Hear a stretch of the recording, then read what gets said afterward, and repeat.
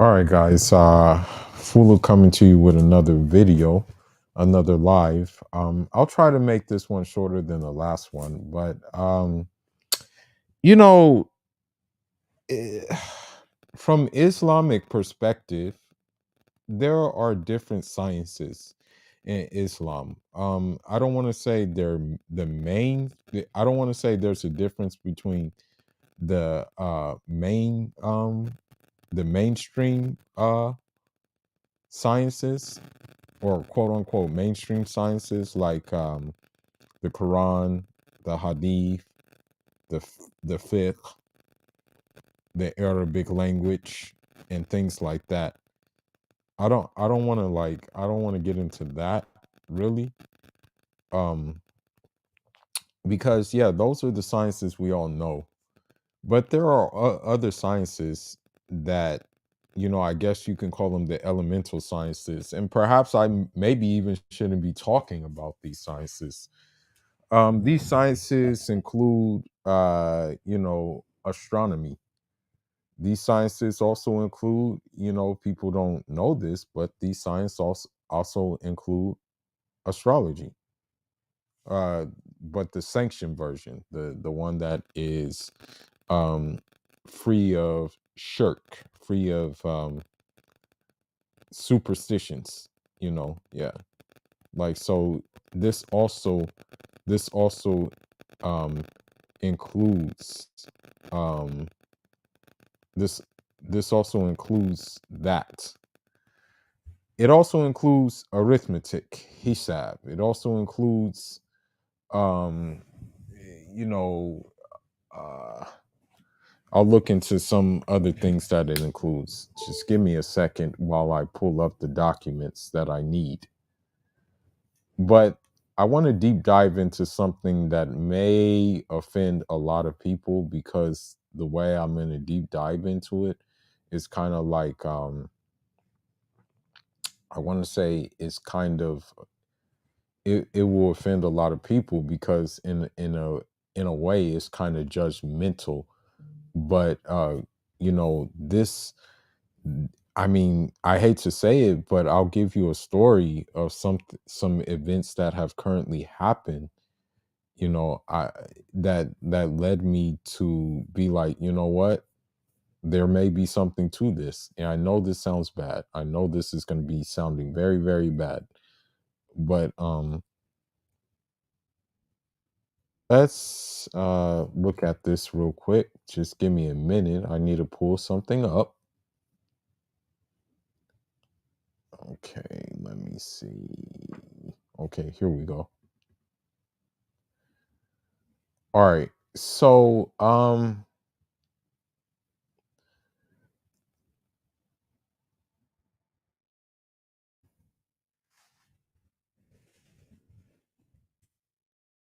okay, here we go. So there is a science that is one of those non-mainstream sciences of Islam, and it is called the physiognomy. Physiognomy, and what that means is outward appearance or form, and also it can be like, for example, similar words are like how a state shackle say like shackle like shape, and it can have a dual meaning. you know it can mean the physical configuration of the form of animals and humans, and the order, the number, the divisions, the size, the distance, and the motions of the heavenly bodies. The later aspect of Imel Haya is a branch of astronomy known as cosmology, kauniyat. The first aspect is the with associated with study of medicine, while the second aspect is the designation of shape of the heavenly orbits, aflak, specifying their positions, enumerating the number of planetary bodies, the stars, their movements. This is further connected to the study of the cosmic realities.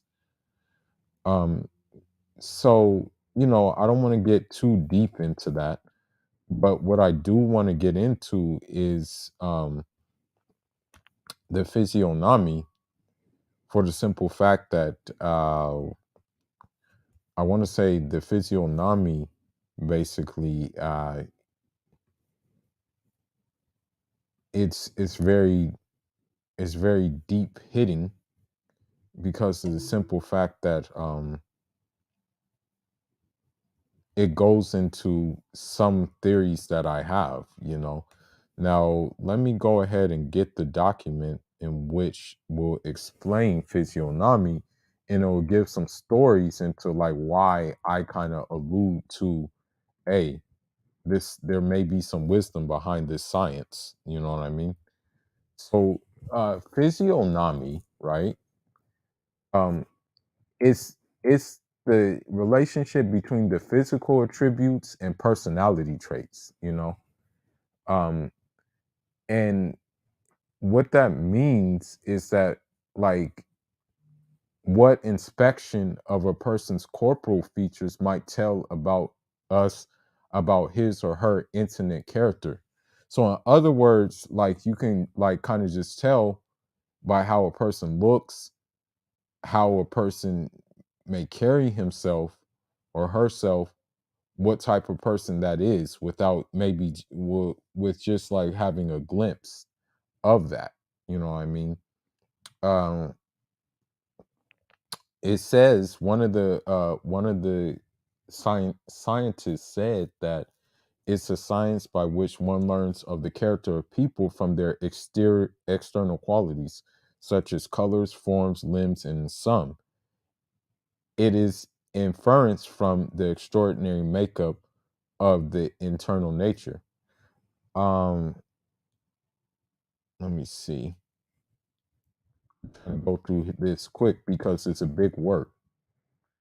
Um, so it says so someone said this: the exterior form that is attractive to look at is at look at is the surest indication of a virtuous soul. For the light of the soul, when it shines, leads the body. Every person has two chances for judgment. The first from the body, which is their external appearance, mazar, and the second from the soul, which is the inner nature, makbar. And most often the two are inseparable. This is why the authorities of Firasa, that's the name of physiognomy, that the name is Firasa. So this is why the authorities on Farasa occupy themselves first with the physical form, when getting to know the internal states of people. So this is pretty important to us. This is pretty important when it comes to dealing with women in the gender war, which men did not start, but it's important to know these things, because you know how they say, I mean, the Bible says, "Judge not, ye she be judged," or something. That I believe the Bible says that. But if your third eye is all the way open, your pineal gland, your inner eye, sometimes a gut feeling will come upon you, which will let you know, nah, man, this person isn't no good. Or sometimes you may want to reach out to someone, and for some reason you're blocked from that contact because your intentions were good but that person's intentions weren't good. And so it that person um will reveal themselves later on, or you'll find something out about that person, you'll realize, oh man, that person was no good anyway. That's what happens. So uh for example, uh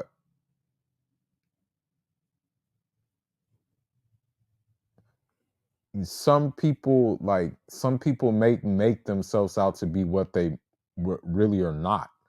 Like, some people may, like, for example, think they're taller than what they really are. Of course, women think they're prettier than what they really are. Women think that, like, that being fat and circular means that they're appealing because you have some simps who like allow them to do that. you know um Now, for example, um let me see, I'm gonna read this story. So another thing too is, this is in this is actually in this is actually now none of this science is actually in the Quran, but uh the I guess you can say that the what can I say? That indications of like how you can tell how a person is in there. For example, people whose heart is a disease, who feign outward adherence to God and Muhammad alayhi salatu salam, but whose hearts are closed. So, um, had we so will, we could have exposed them to you, and you would have known them by their physical mark. You will surely, but you will surely recognize them by their tone of their voice. So, like when you look at it, when you look at, for example, these chameleons in the manuscript space, they appear outwardly to support men, right, and be concerned with man's plight, but then inwardly, darn well it's a grifting mission, and you know that at the end of the day, all they care about is income.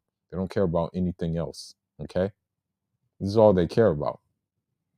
And they don't care about the men who maybe, and unfortunately, men are so like, it's unfortunate that a lot of men are gullible, that they actually buy into the sauce.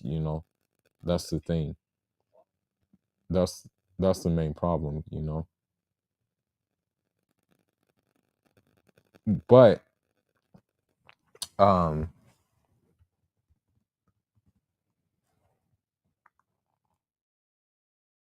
there's one story, for example. Um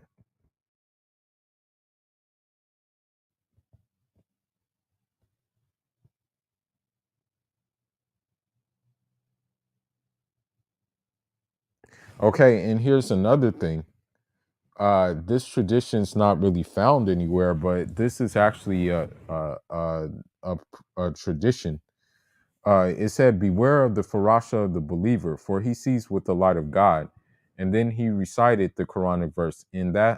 There, in that are signs for the discerning.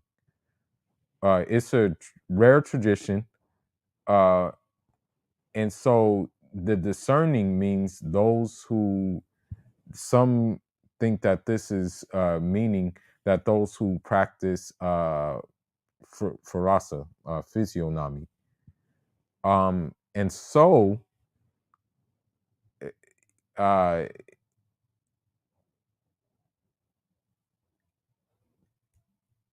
there is physiognomy based on bodily features, like bodily features. So, for example, um, the famous scholar uh, Mohammed B. Idris al Shafi, uh, he was very insightful.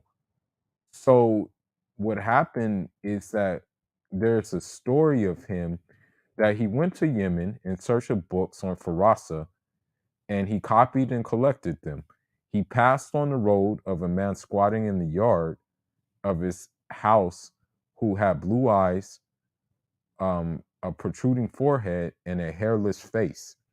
I said to him, "Is there a place to stay?" He said, "Yes, now," said Al Shafi. The description of him was the worst possible in physiognomical terms, yet he gave me a place to stay, and I observed him to be a most generous man. He sent me dinner, sent fodder for my animal, and mattress and blanket. I began tossing and turning in the night, thinking, what should I do with these books on Firasa, which characterize this man as evil? When I got up, I told my servant to saddle my animal, and he did so. I mounted and passed the man, saying, if you come to Mecca and are passing by Dhul Tuwa, ask for the house of Muhammad uh, B. Idris al Shafi. The man replied, am I your father's underling? No, I said. He said, do I owe you some favor? No, I answered. Where then are the expenses you ran up yesterday? I said, and what are they? I bought for you food for 2 dirhams, um,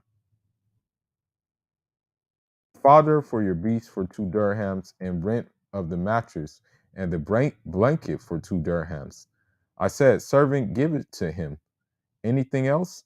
He said, rent of the house, since I put all at your disposal and constrain myself. At this, I felt happy with those books on Farasa, and then I said to him, anything else?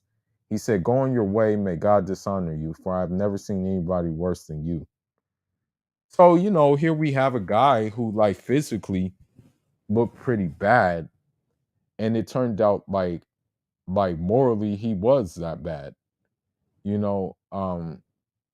And so this is kind of where I'm getting at with modern women, that physically, I'm gonna be honest with you, physically, I don't find many attractive.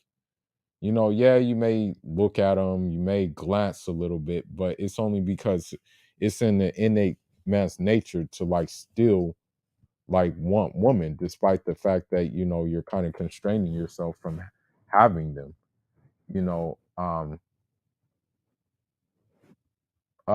so for example, there's like things that about like people, for example, people's eye color, people's hair, people's just different features that kind of are give you an indication of what type of person that is. The size of someone's forehead and things like that. And I know this sounds pretty crazy to be saying that we should look at people based on this, but let's be honest. Women, I'm dead serious. When I had a woman who, she said I was cute. She said everything, and like she said all the words you would want to hear. But then when she found out that I was born in July, that's when she was like, "Oh heck no, I can't deal with you," just because of the zodiac sign. Not based off of anything else but that, but the zodiac sign. So for example, there's a lot of signs that can indicate like um physical signs that can indicate like maybe what type of person they're gonna be. You know, for example, how they talk about like people with good hair and stuff like that. If you have like coarse hair or rough hair, that means like you have courage and stuff like that occurring to according to this. So, like when you look at, for example, the West African hair texture and stuff like that, and sometimes um like different, I guess you can say, Sudanic hair textures. Those people are based in the desert, so they're based in a harsh environment. So it's no wonder that they have that hair. You know, uh, um, they say that, for example, fair hair is indicates cowardice. While black hair indicates great calmness of mind and patience and love of justice. Um, and so yeah, and let me see.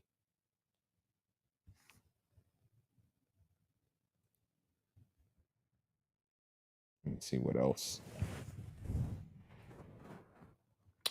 Now, for example, also, and this can uh th- this is crazy because sometimes some of us were called bullet heads, but big heads belong to the brave. Um and some of that is saying that we are people whose heads fill our helmets, and we are dedicated in the advance.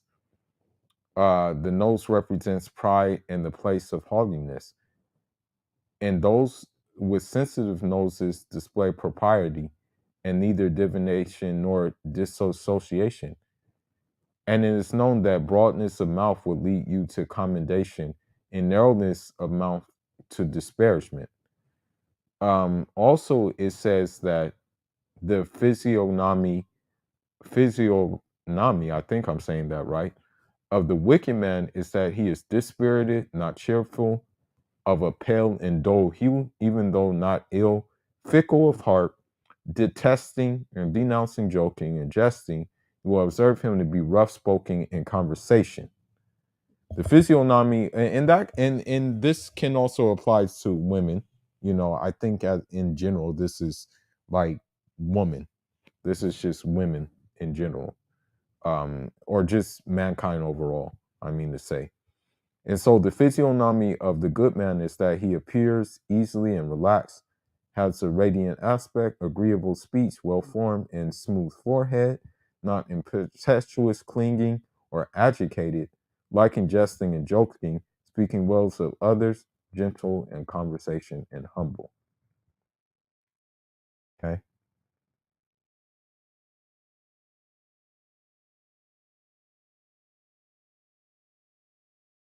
see what else. They said whoever has, like, for example, coarse lips is stupid and coarse nature, and whoever has a very round face is ignorant. Um, Blue eyes with some yellowness like saffron indicate very bad character. Um,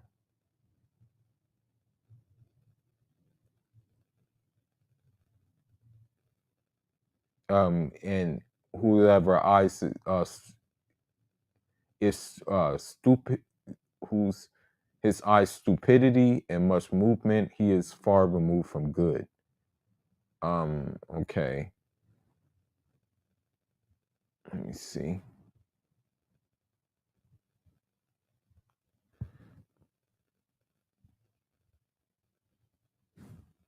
So, for example, when it comes to females, uh, someone was able to tell the difference between a female that's pregnant, one that is nursing, and the third that is a virgin. The one that was pregnant was in fright. She placed her hand on her belly, which showed that she was with the child. And the nurse placed her hand on her bosom, by which I knew she was suckling. And the movement of the virgin arm proved to me that she was a maid. You know, that's what that's what with in terms of a woman. You know,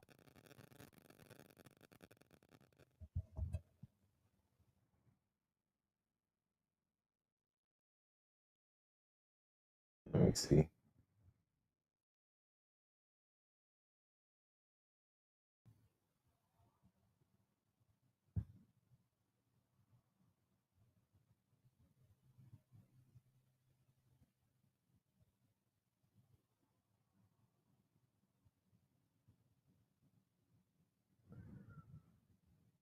Okay,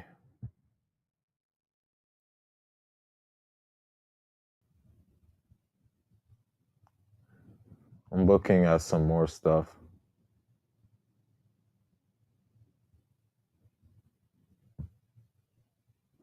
Okay, so there was one thing was based on careful observation and based on a person's external form, in particular the movements, gestures, and expressions, as in the following story.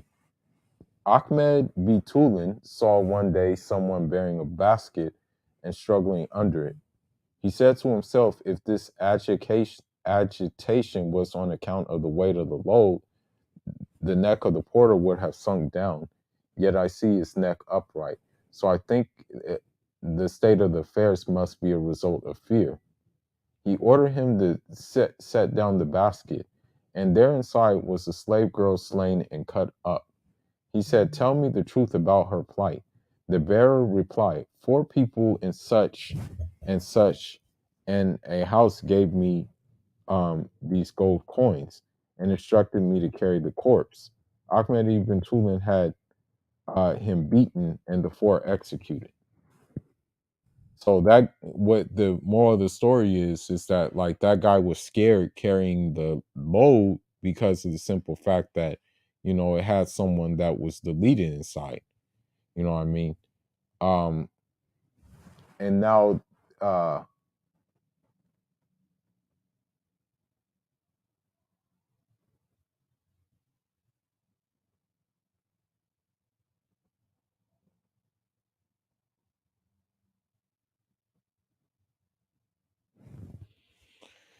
and so like for example, this judge, he was able to tell when a person was truthful or when a person was not truthful. So this is why, he was used as a judge because his discernment, you know.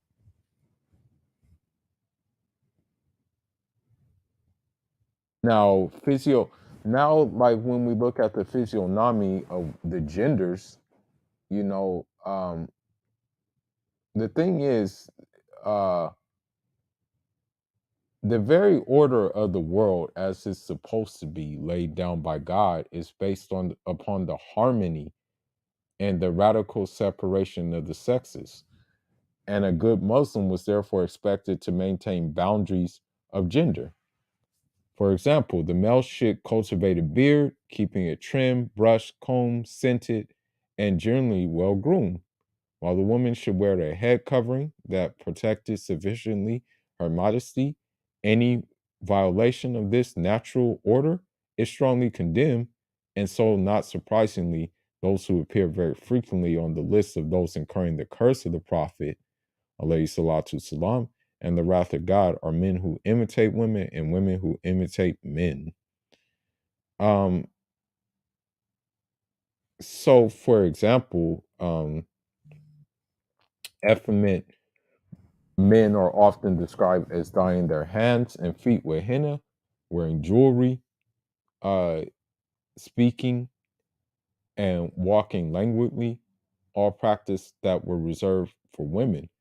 And the young boys who serve wine at drinking parties are also usually portrayed as effeminate and in their outward aspect.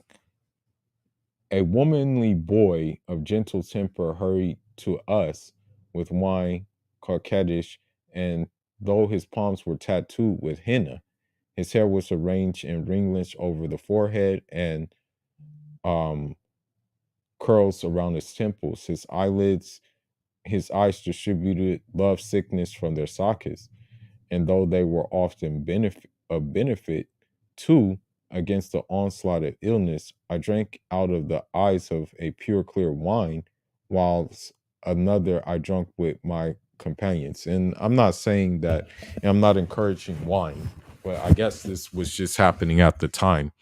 Now, another thing that I want to say is like, for example, when you look at that movie 300, you had that guy named Xerxes. He was kind of like an effeminate male, although he was leading Persians against Spartans. He was still effeminate. The way he dressed, the way he had his mannerisms, and like his nose ring and stuff like that. You know, uh,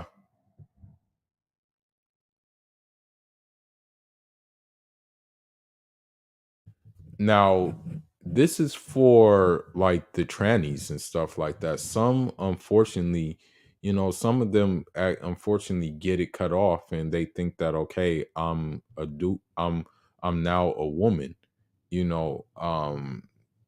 And when they take on the manners of that, they want to eat a lot. They're stingy, um, quick to anger. We see that with that tranny who just the that just shot up the school, and there are, for example, there were external signs that would emphasize masculinity and femininity, um but unfortunately, like a lot of the modern women have transgressed those boundaries, and so that's why I find most of them not attractive, It's very, I don't even know what falling in love is in the sense of like on a romantic level here in the West. I mean, I don't know. That doesn't exist to me, you know. Um, let me see.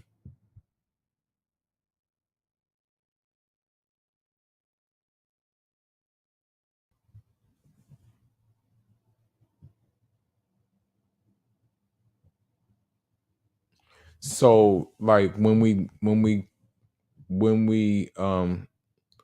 when we compare,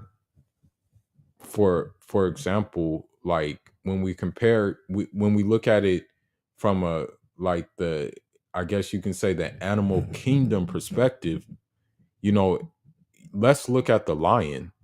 The lion is usually quiet most of the time. It commands respect. It walks in a certain way. It carries itself in a certain way. It has a mane, what I mean, that looks a certain way. I'm talking about the male lion. Okay. The male lion, has his purpose: hunting, things like that, producing, and just walking the savannah and things like that, right?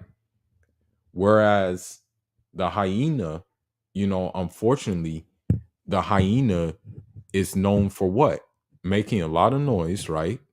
And it's pretty much known for even eating carcasses.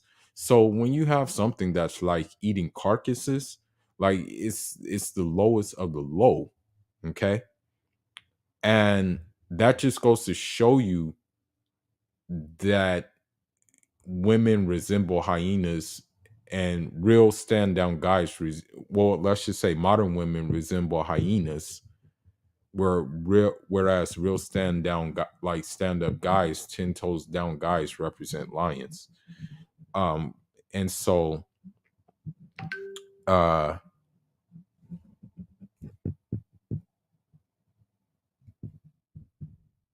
a person may display like two or three qualities of an animal, and that, I mean, when you look at females, I can compare them to like hyenas, vultures, and also I want to say, try and think of another annoying animal. Li- Just talking about modern women though. Like I can't compare like a modern woman to, for example, a leopard. I can't compare a modern woman to a gazelle. I can't compare a modern woman to an animal like that because of the simple fact they're known for their gracefulness, they're known for their elegance. And these women don't have that, you know. So yeah, you have hyenas, vultures, you know, I don't want to get too much into it, but you have termites as well. You know what I mean? So for example, if the heart is characterized by cunning, treachery, immorality, and totally suffused with that, its owner takes on an outward appearance of the animal of this description. Like, for example, a monkey or a pig. And that characterization continues to grow in him. It will covertly appear in the external features of his face, then strengthen and increase until it becomes clearly manifest. So, when we look at modern women, for example, and I hate to say it, but modern Western women here and modern Western women in other places, when we look at the modern woman, right? They're aggressive, they're masculine, they have no decorum. And what do they start to look like? Like, what do you see in their face? You see facial hair, you see deep voices, and things like that. So, if a person is deceitful, cunning, deceiving, um, so it says, I'm just reading what this says. Consequently, you won't see a deceitful, cunning, deceiving person who doesn't have on his face the transmutation of a monkey, nor a greedy, gluttonous person without transmutation of a dog on his face. Now, I know these are some heavy gorilla biscuits, but this is like deep diving into things that basically a lot of people don't talk about, you know. Um, so th- that's why for me, I try to be quiet, I try to be reflective, I try to be pondering because the quiet animals are usually the strongest animals, like the lion, the leopard, the cheetah's pretty quiet. The freaking a shark is quiet. I don't know how it, what noise it makes in the water, but I'm pretty like for example, a whale is loud. You can hear a whale. You know what I mean? You can hear a seal, right? Um.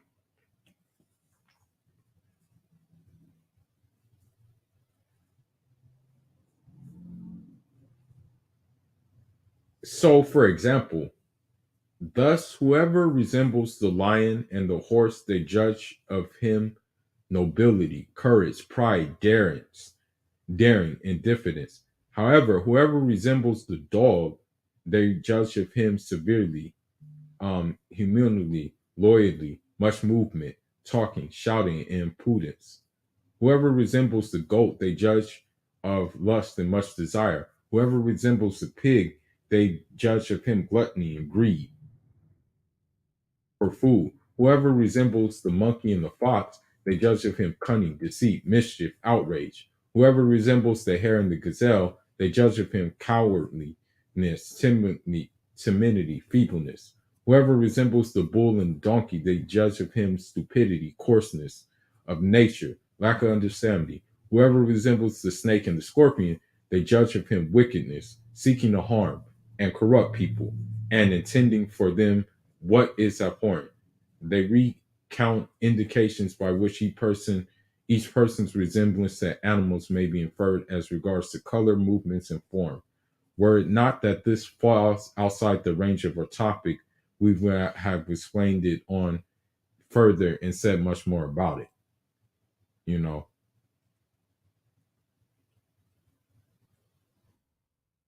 So, for example, we can go into the physiognomy, and I know this is a lot, but we're going to get into some videos too.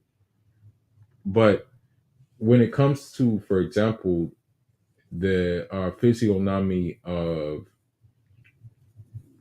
race, you have different.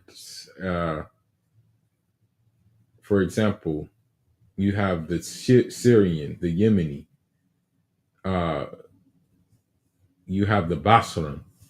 You know,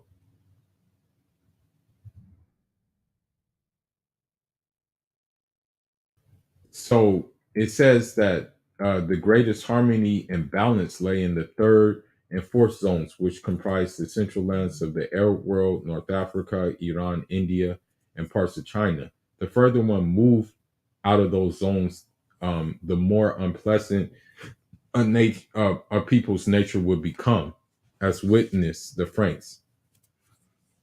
As regards to the people of the northern quadrant, they are the ones whom the sun is distant from the zenith. Those who penetrate the north, such as Slavs, the Franks, and those nations and are that are their neighbors, the power of the sun is weak among them because of their distance from it. Cold and damp prevail in their regions, and the snow and ice follow one another in endless succession.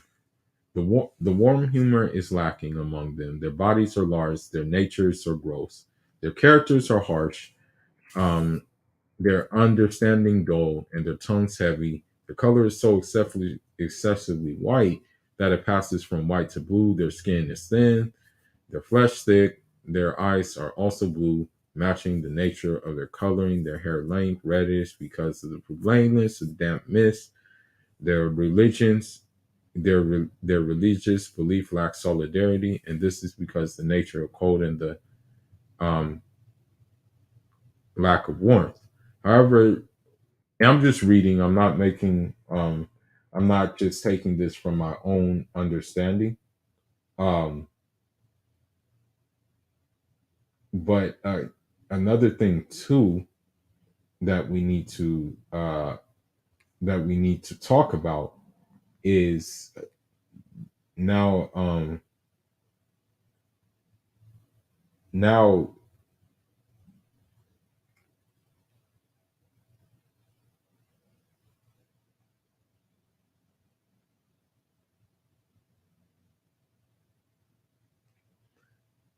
sorry, I just had a deleted TikTok comment. A lot of people troll my TikTok. So that's why I have to delete them sometimes. But what I have to say now is that those who are farther to the north are the most subject to stupidity, grossness, and bruteousness. The further north, the further north, the more this is so. Such are those Turks who penetrate to the north because of their distance from the circuit of the sun when it rises and set. There's much snowing among them, and cold and damp have conquered their habitations. Their bodies are flabby and thick, and their backbones and neck are so supple that they can shoot arrows as they turn and flee. Their joints from hollows because their joint forms hollows because they have so much flesh. Their faces are round and their eyes are small because the warmth concentrates in their faces while the cold takes possession of their bodies. The cold humor produce much blood. Their coloring grows red since it is property of coldness to gather warmth and to manifest on the inside.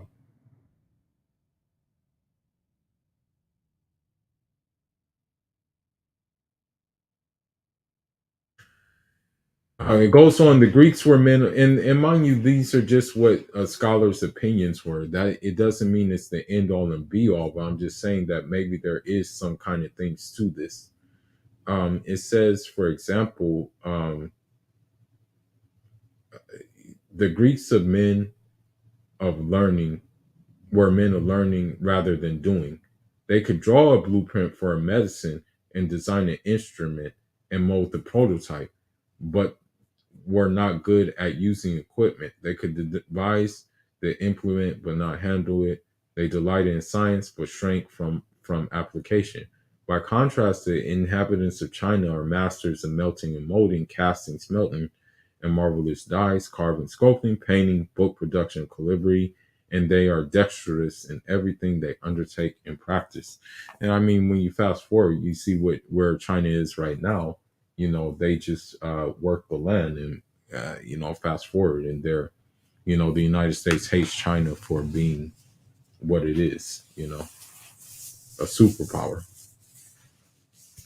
Now, in regards, so as regards to the descendants of Arabs and Bedouins who settled in Central Asia, you cannot distinguish ones whose farther settled in Fergana from the people of Fergana.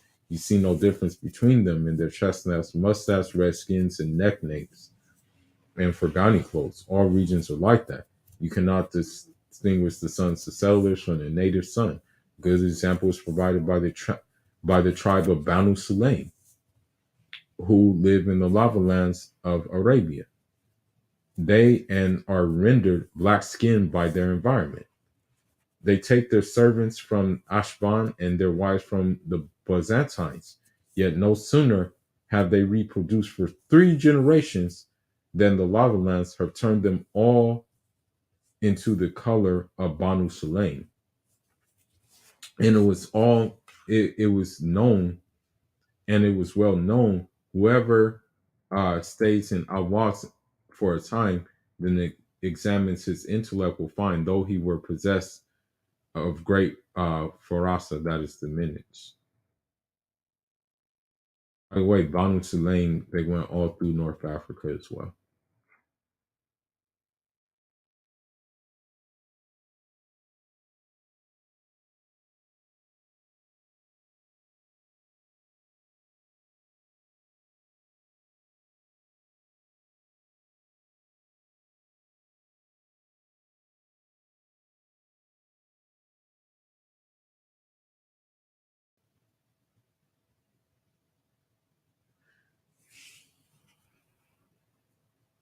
So some people are of the opinion that your organs even affect things. Like, so, if you know learn, if you read and things like that, sometimes your organs can affect how quickly you take in information, as said here.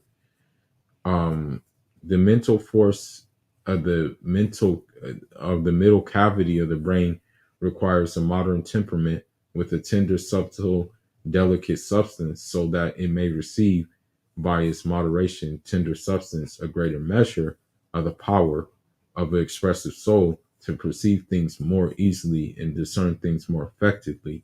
If it is like this, the person is intelligent, discerning, and excellent and facious thinker. If it is opposite of this, that is of a corrupt, coarse substance, receives little power, expressive soul. So it's lacking deficiency, weakened ideas.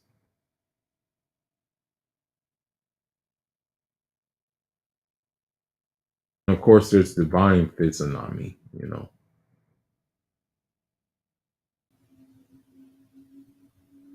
And so here's the thing. Here's the thing. And I'm not saying that this is happened to me. I'm not saying this has happened to me. I'm not saying this. I'm not going to make any claims.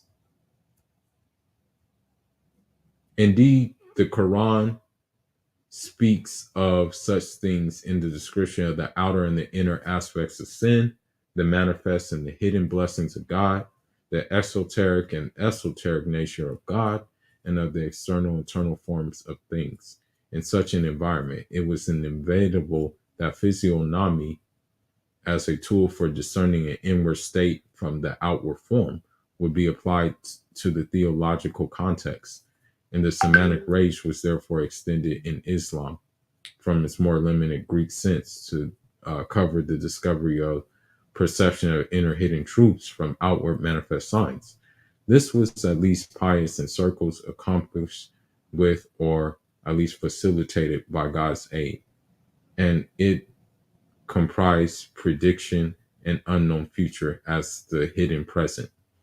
Farasa is that which God plants into the hearts of his friends, aliyaihi, so that they may know the external states of people by a sort of divine action and divination.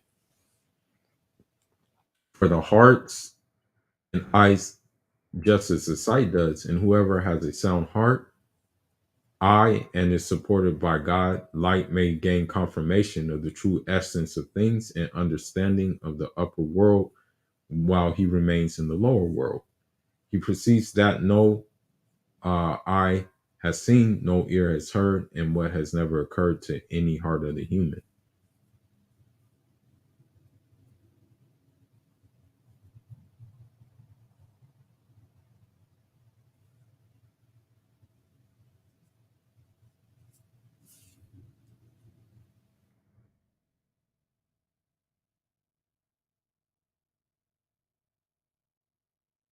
And so it says here, whoever turns his gaze from forbidden things, restrains himself from desires, and suffuses his inner self with constraint and vigilance, and his outer self with adherence to God's law, and accustoms himself to eating what is permitted, Firasa will not fail him.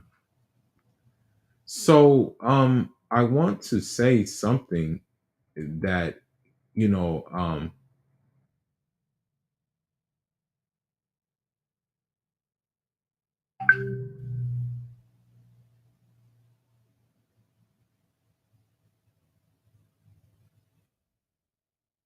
I want to say something that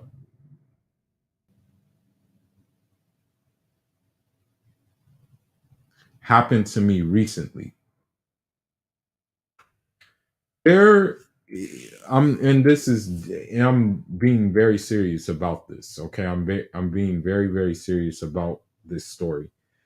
There was a Keisha, right? All she wanted to do was get attention, validation from different guys. Many guys, I'm telling you, like so many guys will give her attention, so many guys will give her validation, so many guys will look at her, so many guys will pay her attention. So many guys would have conversation with her. So many guys would do so many things, like just really giving her the benefit of the doubt. Now, I wasn't one of those guys. I'm like, man, forget that. I'm good. Yet she tried to seek my attention the most. I never gave it. As a matter of fact, most of the time, I wouldn't even look at her if she tried to make conversation with me. I wouldn't even look at her. I would just be like, yes, no. But then it turns out that why I did that was revealed to me in many cases. Now, the first case was where there was a cross dressing man and she approved of that cross dressing man. The second situation was when little did I know this Keisha was married and she outwardly said, I try not to cheat on my husband because I love him. So the fact that she has indications that she wants to cheat on her husband means she's a wicked woman. This third and final indications would let me know that my suspicions about her were correct is the fact that she, in regards to Ashraf Hakimi and his chess moves, she thought he was wrong for it. And she then goes to say that City Girls are down, which let me know that at the beginning, by me like giving her the cold shoulder, I kind of already knew what time it was with her. And what I'm getting at is that maybe you should judge women from before you even met them based on how they look due to this information that I have read. You may want to look and go back into the playback and listen to this information in which I have read. So let me see.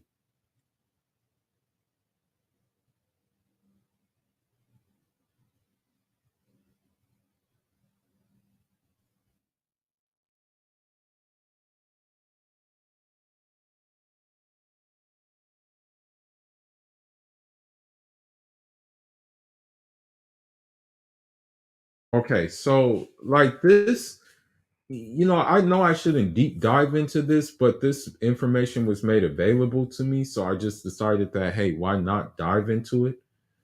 Um, so a person, for example, who has much heat in the heart will have a powerful breath, a broad chest, a loud voice, and much chest and shoulder hair, and is likely to be endowed with anger and courage, though other signs should be also taken into account. And every temperament has an appropriate character and a suitable form. For nature always makes out every temperament a specific character. And a person whose temperament resembles that of a particular animal likely to share aspects and characters of that animal, like the artifice of deceit of a fox, the cowardice of a duplicity of the rabbit, and the flattery and the sociability of a cat, and the thievery and the secretiveness of a magpie. And an example of the third source, someone in whose face you see contraction of eyebrows, folds in forehead, and scowling is likely to possess a wicked character. Finally, there's an advice that is given that one should beware of judgment from one indication and rather have in mind all indications from the three sources so that one is in the position of just witness who probability is not in doubt, and then your judgment will be right and your physiognomically assessment is correct. Let me see.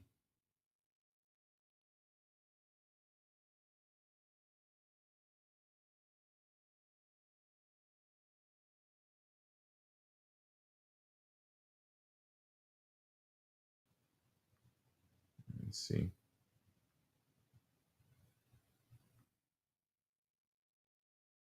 Okay, let's look at some more.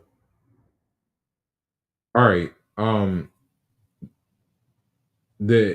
The that internal character state and those external aspects are closely linked.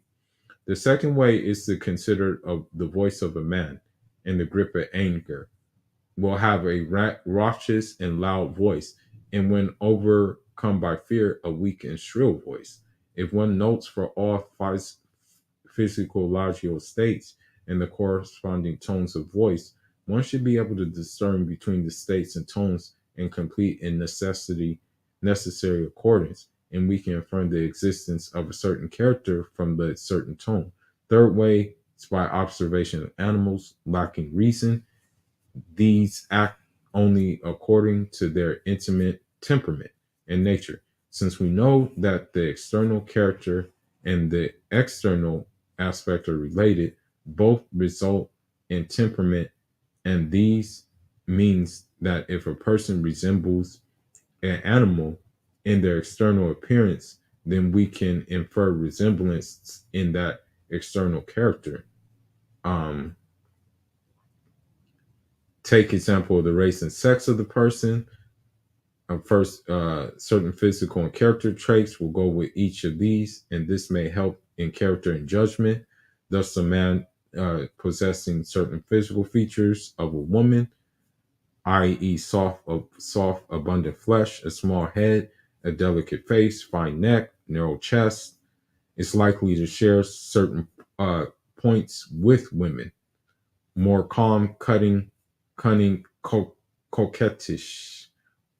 Likewise, an Easterner with the appearance of a Westerner, i.e., small body, is likely to resemble a Westerner in character. Finally, six would be further.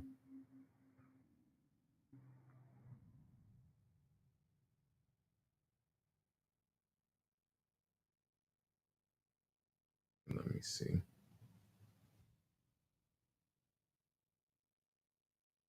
All right. So, with that being said, I want to go into some videos and like kind of really deep dive into that concept of physiognomy, and I really want to like get into this, and um yeah, maybe it is a little bit of a judgment that I'm making. Yeah, maybe I am judging, but I mean, am I judging wrong when I am going to go into this? Okay, let's go.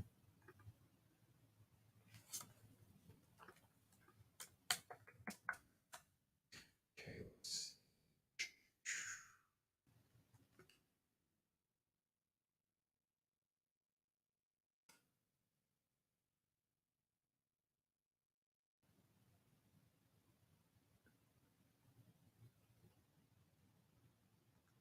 so there's this one there's this one woman by the name of uh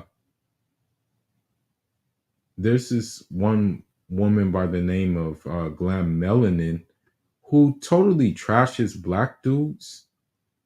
And also, we're going to get into some more women who do the same. And we're also going to just get into some more um just get into some more women where, like, for me, I can just kind of tell like these are no good women based on their facial features, based on their character, and just based on like just different factors based on that physiognomy that I kind of read and got into. Okay, let's see. Let's see.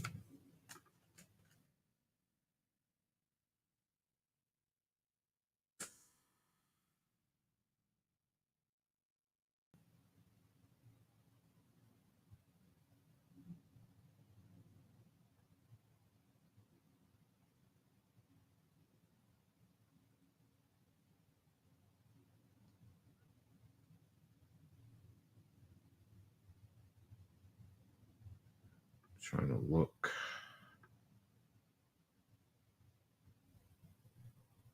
Well, actually, let me go into one thing that Bounty Villain came that Bounty Villain revealed to me. And I'm going to do this about this. It's about a guy who came at Passport Bros, and I just want to show his mannerisms and his overall looks to just show you that maybe what I mean, like this guy is what I mean, just kind of a he's a grifter. Okay, let me see.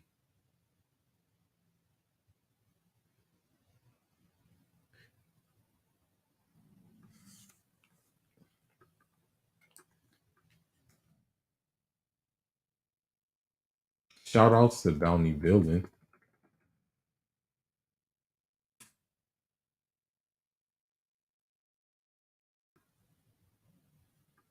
Or let me just type in Plantation Bros.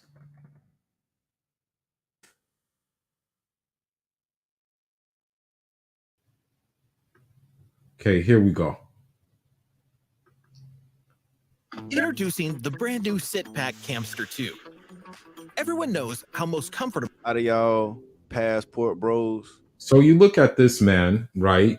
And he just has already, I can tell he's kind of like just like a zesty dude. He has the mannerisms of already, I can tell by the way he has his back hunched over and things of that nature, that this dude is pretty much like a turtle, basically, just in his shell, docile. You couldn't take this dude to war, if it came down to it. You can already just tell by the mannerisms, and also, you know, there is no sense of ruggedness there. You know what I mean? You can still be, for example, a pretty boy, but be rugged. You know what I mean? Cristiano Ronaldo kind of proves that, the soccer player. You know what I mean? So you look at this and you look at his mannerisms, and you can kind of tell, like, yo, like in the way he looks, like, yo, this guy is like like he's soft. But let's listen. Y'all think y'all done struck gold. And I understand why. And I hear your complaints and all that other stuff. So notice he can't even look at the camera when he's speaking on the microphone, and it just gives off, I'm doing this because grifting helps, and I don't have enough like testosterone to stand on my own too and call these women out for their crazy behavior. Y'all ain't able to get certain women in the United States because you feel like their price is too high. No, they just. So you see how he's looking with his mannerisms and stuff like that. You just see it right away. More. Oh, you don't know? Oh, it's Mr. And that she can retain value sexual. Go ahead and pander. Brother starving. If you can't stand the heat, get out the kitchen. And so, he's coming at Passport Bros, but he's encouraging Passport Bros by saying, if you can't stand the heat, get out of the kitchen. And notice how you look at his mannerisms, you know what I mean? And you look at, I want to say, just how I don't know if he plucks his eyebrows, but it kind of looks like he plucks his eyebrows. So that's just is giving you more effeminate kind of like mannerisms, you know. So this is what I'm saying. And I hate to say it, but simps usually have the same mannerisms. Like you can tell like when one's a simp and one's zesty. You can kind of tell, or at least I can tell. Like when one is simp and pretty much zesty. So let's continue to listen to what he has to say. And you can tell by his voice, like he's talking low. And a lot of you, like, for example, he's saying a lot of you guys are mad, you know, that you can't get a certain type. Like, he's talking very low, right? But stop getting on camera talking down on women. You sound just Stop getting so. Notice how he looked away from the camera while addressing us. Stop getting on camera talking down on women. So you look at how he addressed us, and it's like, okay, well, you know, you want us to stop talking down on women, but you won't even address us in like a way that like would make us like believe that you're sincere. You know what I mean? Like he's not even talking as if he's sincere. That's the whole thing that like makes it not believable, right? But let's continue. like the women that you claim men are talking down on. Both 33, bro. Because all stops. Remember, bro. Like what? We ain't never been able to shed our skin and be treated differently. We ain't never had nothing but each other at the So the thing is that and this is a general rule. This is not this rule kind of like, I guess you can say this rule transcends race, but pretty much men are all they have, meaning that a man, if you do build a brotherhood, that brotherhood is like all you have pretty much if it's sincere. But women don't care about your plight, and it doesn't matter if it's a black woman, or I should say if it's a Belejo woman, if it's a Tubac woman, if it's a Latin woman, or if it's an Asian woman, you know. But let's continue. end of the day. And you have always had Pamela and each other. Always go. Wonder is the core human trait that we are all born with. How can you talk down on the women that have always been here for us? So, like, you look at it, and he doesn't even believe what he's saying. Like, you can tell he doesn't even believe in what he's talking about. You know what I mean? And so, again, it just goes to show you people have certain mannerisms that just kind of like tell you, and certain facial gestures that kind of tell you, like, okay, well, you know, why even bother? You know what I mean? If you be honest, if you're honest, You can't even say the word honest right. If you be honest, you know what is honest? You know what does that mean? look at what's going on, right? So many women, they feel like they got to take matters into their own hands now, right? They feel like, okay, I gotta be the one to change my family tree. So the thing is that like when you listen to him talk, right? And man, even looking at, I can't even look at this guy because it's like kind of like despicable to look at. But when you look, like when you listen to him talk, it seems like he's coming up with talking points as he goes, and he's like thinking, okay, how can I pander to them? How can I pander to them?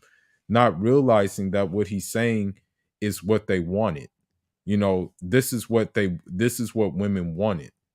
They wanted to be providers. They wanted to be breadwinners. They wanted to be the man of the house. This is what they wanted. You know, this is exactly what they wanted. So I don't know why he's making this a talking point.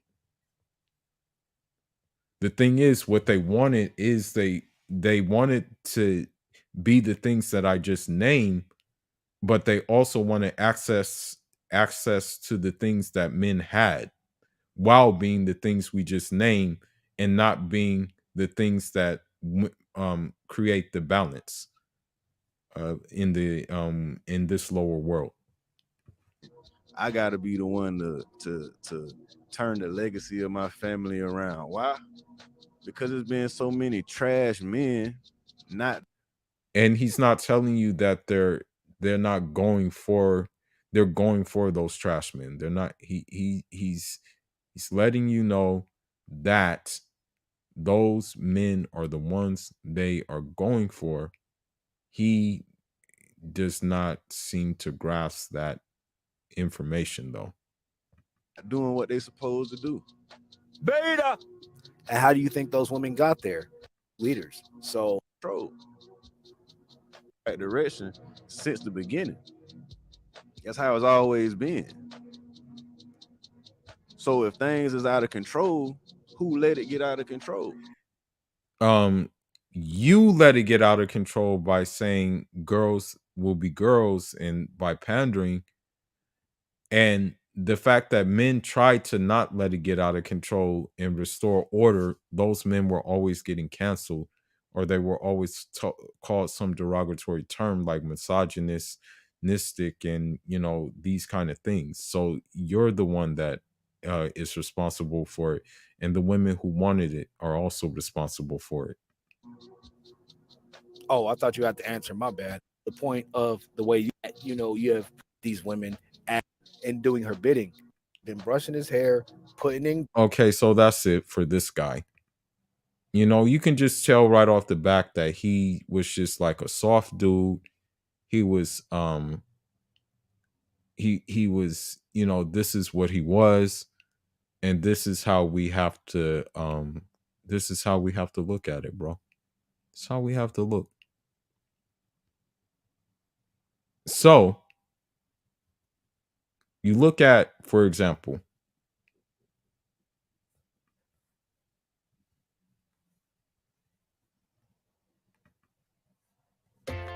Glad with Clorox goes all in on protection. It eliminates because people want to be playing. so when you look at this guy, he looks like a Pookie.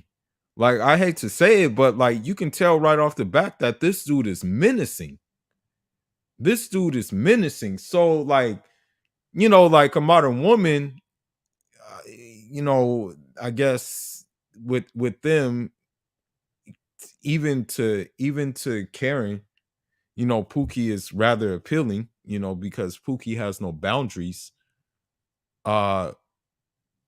This is why this is why we're in the situation we're in a lot of the time. But let's continue on. Abandoning their son. So, yeah. Now your face is going to be all over your hood.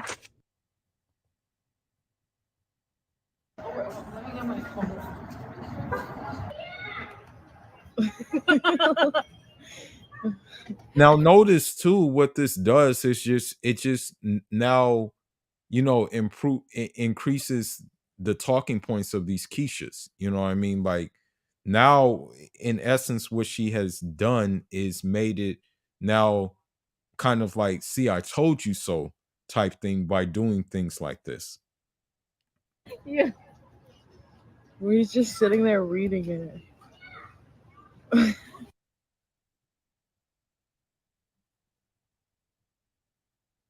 Now, look, let me preface this before anyone a working black man, because when you met him with something like an investigative journalist, man, the At least one side. project, they ain't had no charge. It's crazy to me. What is this? I just thought at least one time I should pay. So you see this guy, you see this guy right here, and you can kind of tell by his temperament and by his kind of like what I can see from him is he's kind of stoic, kind of just straight to the point type dude. She offered to pay. He said, "Don't embarrass me, please." Okay, which means probably I'm thinking, I'm hoping that they she's in it for the long run, and he realized that she's in it for the long run. Therefore, he decided that he wanted to pay. and that he'll pay for everything because she plays her part. Okay, well, I mean, at least once I should. See, a lot of y'all don't know this, but that boy Will something like an investor. These girls' pages, man, they the most ratchet and most. It's all of their principles. Till you change it, bro. For real. Be you. yourself, David. I see a lot of TikToks talking about he's not gonna like you if you're too masculine. Get into your feminine energy. Bro. So when you look at her, the one thing I can tell is that, like, with her round face, right, and her, large eyes, that she spaced the hell out. You know what I mean? And that for her to form a sentence, or even to form a sentence that makes sense, is going to take it's going to be a struggle, but let's listen to what she has to say, and then let's get off of it. Let's go off of that. Bro, that feminine energy, bro. So again,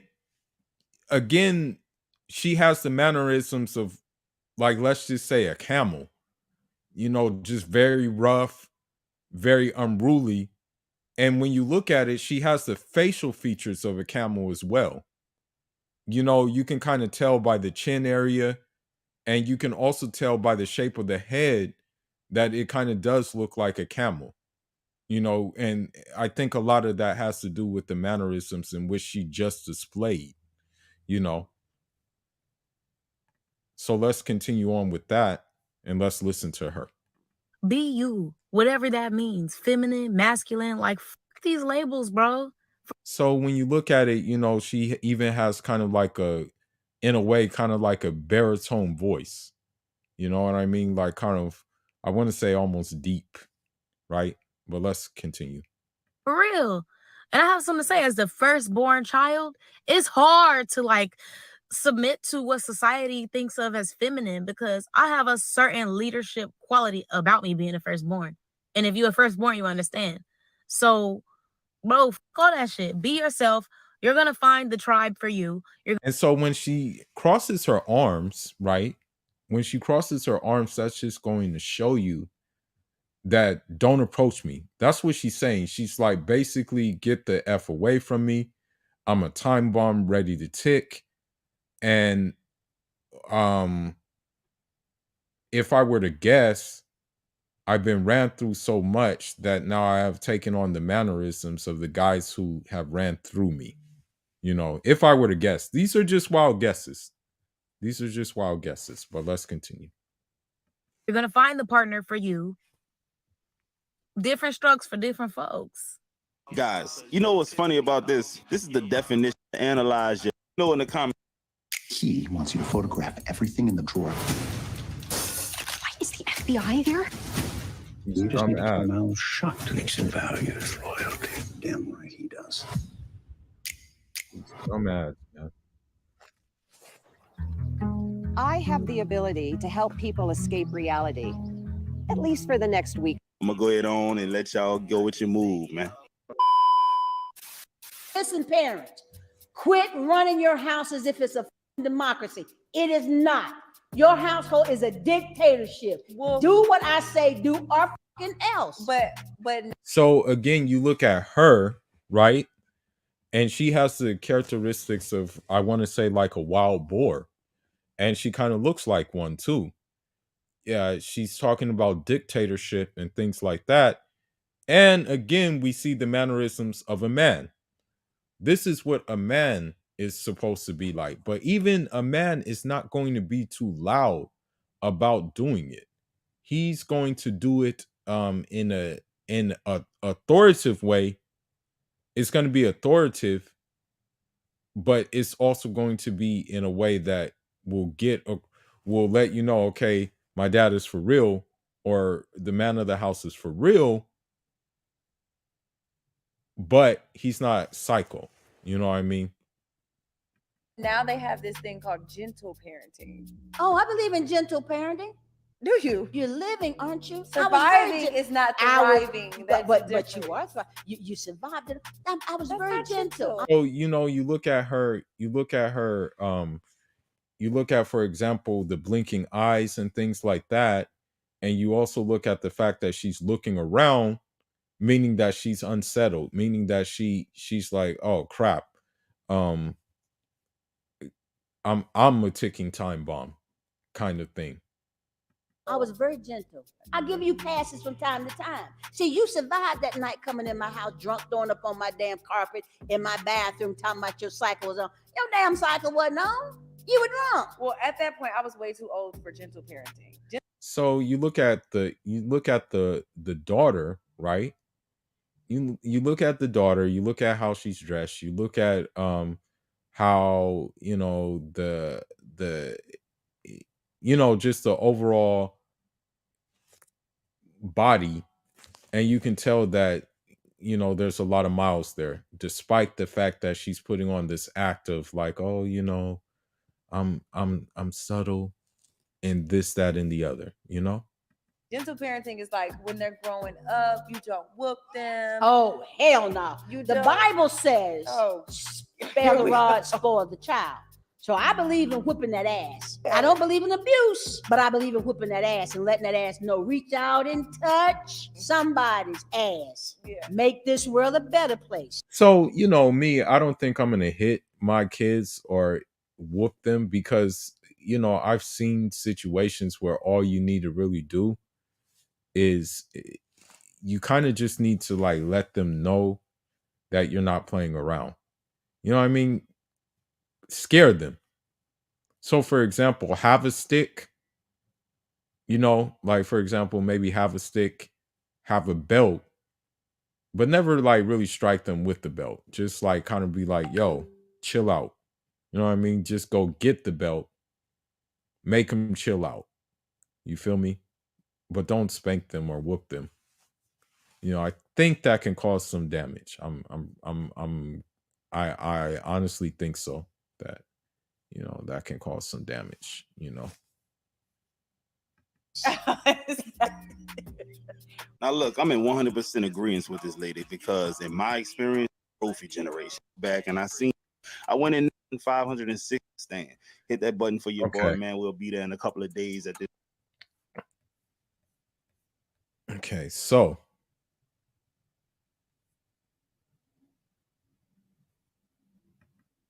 in this life, you have to fear three people: Lori Harvey, Kris Jenner, and Hakimi. Because what this man has done to his wife is what Future would call sensational. So, what do you think give you the ick? So you look at her, for example, with her round face, right? And, you know, just the eyebrows and things like that, and just kind of like the conniving smile, and you can just tell right off the back that this woman is no good. You can just kind of tell, like, yo, like, let me stay away from her. It's giving that all the way around. So you know what I mean? You can kind of just tell with certain people. But let's continue. I don't like men that are like too happy. I mean, not happy. So again, my point, I don't like men that are too happy. And the world is tough enough already as it is. So, you know, being happy is something that being happy is something that we should kind of strive for, you know, since it's tough out here, bro. Sometimes we need happiness to keep on going. You know what I mean? So, yeah. Why not be happy? Well, let's continue.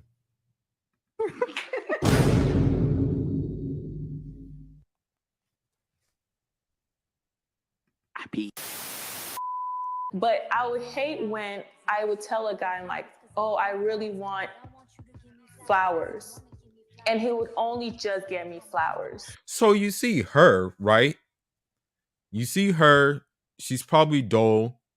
She probably is not even She probably has like a dull personality, and just by the way she talks, and just by the way she's kind of in a way condescending, when a guy gives her flowers and she wants more than flowers but didn't say she wanted more than flowers, it kind of shows that she lacks in intelligence as well. You know, just say what you want. It's not that hard. It's really not that hard to do, but to say what you want. You know what I mean? But obviously it is. I know that sounds bad. I know exactly how it sounds. But in my mind and in my thinking, it's like, I don't want to just tell you exactly what to do. I'm not trying to mother you. I would like the flowers. I'm not saying the flowers is what's wrong, but it's, why couldn't you get me flowers and chocolate? Why couldn't you just go the extra mile to think outside the box rather than just following in my exact footsteps of what I'm telling you that I like? You know who this woman needs? This woman needs Professor X. And I'm not Professor X. I can't read your mind. I'm sorry. When I was 16 years old, I started saving my money. I still do that till this day, because if something ends up happening, I will have the money to fix it immediately. 6 years ago, I met my wife in college. Around 2 years ago, she found out about my savings account, and that's when things kind of got weird. She tells me that she wants to start saving as well, and I'm like, cool, let's do it. As the months went on, she kept putting into the savings account, and I was putting into the savings account until and pay. You open. If that was a man. Okay, here we go. Here we go. Changes people.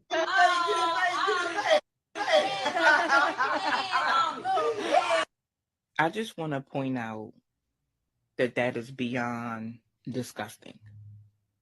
But do you know if that was a man doing that, he would be labeled and called a predator? Do you know that that would be an inappropriate sexual act? Do you know charges would have been brought up against him? The best woman is because I don't even know what many of them come into your life just to divorce you. They are okay with going through a divorce. They are not willing to take any hit. Any divorce you. They are many consequences. Why I prefer not to get married to an American woman is because most American women are wired for divorce. And so that's another thing too. Like when you look at physiognomy, like you look at the characteristics of people. And the thing is about the characteristics of American women is, yes, they are wired for divorce. You know, this is all they care about. They don't care about anything else other than that. You know, they don't care about making the marriage last 3 years, 3 to 5 years, and that's it. That's the most that you're going to get out of it until she secures your bag. You know. Well, let's continue. Many of them come into your life just to divorce you. They are okay with going through a divorce. They are not willing to take any hit. Any little thing. I'm about to go to the car. I'm about to go to court and get a divorce with you right now, man. I ain't playing with you, boy. I don't want you no more. I'm going to check out this relationship. I do not want to go through donors. In regard, in the believe in the why we've tried this 5 times now. For her, I'll start. It actually means something when you get married, which is why their marriages last way longer than ours in the West. How bad did you want to come to the States? Okay, she doesn't record a lot on camera, so she continues. So you see that she's kind of shy. You know, you look at her characteristics, she's kind of shy. And you can kind of just tell, like, by her, the way she looks, her smile, she's kind of at a more natural disposition. You know, she's allowed to be herself, right? She doesn't have to, for example, present herself as this strong masculine woman. You know, she's allowed to be in her natural element because it wasn't it wasn't meant. She understands that it wasn't meant for her to have those characteristics. You know what I mean? She understands that 100%, right? But let's continue. giggles, which is why we've tried this 5 times now. For her, I'll start off for her and then she can jump in. She didn't necessarily care about living in the United States forever. She always said that she would if it would make me happy as long as we could visit her family a lot, but she didn't actually want to live there permanently. That was not a goal or something she wanted to. I know a lot of people think Filipinos want to go to the US and live there forever. No. I've never met one that actually wants to go there and stay there. I've never met one either. She wanted to go. Biggest lies that the West are the ones where I'm from. Okay, here we family go. back Here home. we go. Here we go. And the people here will be like, I'm struggling too. Like, you think I'm living luxury out here? I'm struggling as well. So you see these women, right? Do they have anything that a man would want, like just by looking at them? Especially the one who is talking with the round lemon head face, right? Like, what man who is self-respecting in their right mind would actually want to bring that home, right? That's the thing. You would have to ask yourself, what right man wants to do that? You know?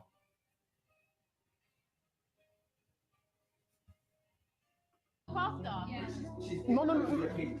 No, she's not gonna clean. She's not gonna clean. I'm not cleaning, by the way. I'm not cleaning or cooking. So you see her, you see how they look, you see the short necks and things like that. You see the I'm not cooking, I'm not cleaning. So like usually when they have, for example, usually when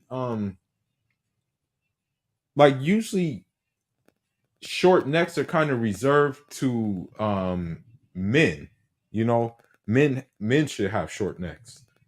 But notice how more women are having short necks now. It looks like it doesn't even look like she has a neck. It looks like she almost has 2 chins. You know what I mean? Yeah, I know it sounds like I'm dragging the women and stuff like that, but I'm just doing it from that physiognomy aspect from the the documents that I read, and you see that their necks are short, and then you see that in exchange for the necks being short, you see this masculine behavior.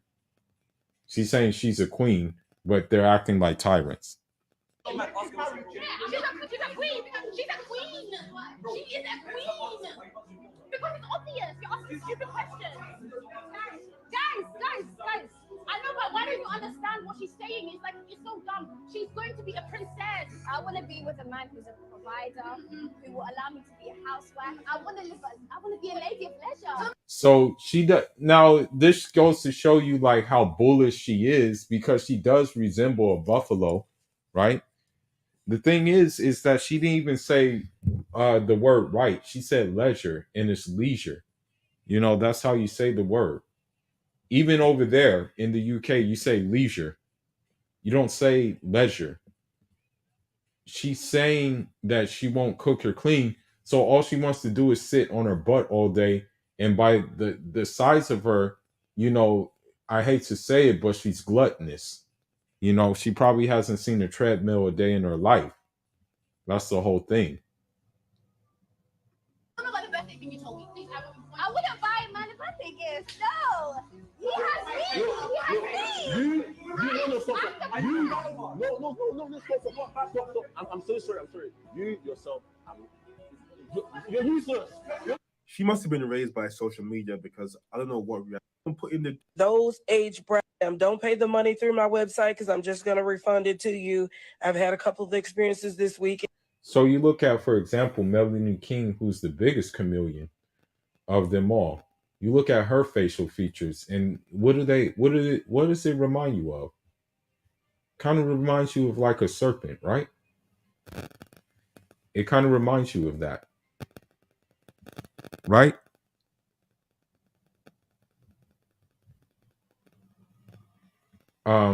The dating coach. Would you really want her as your dating coach when you look at her and how she looks?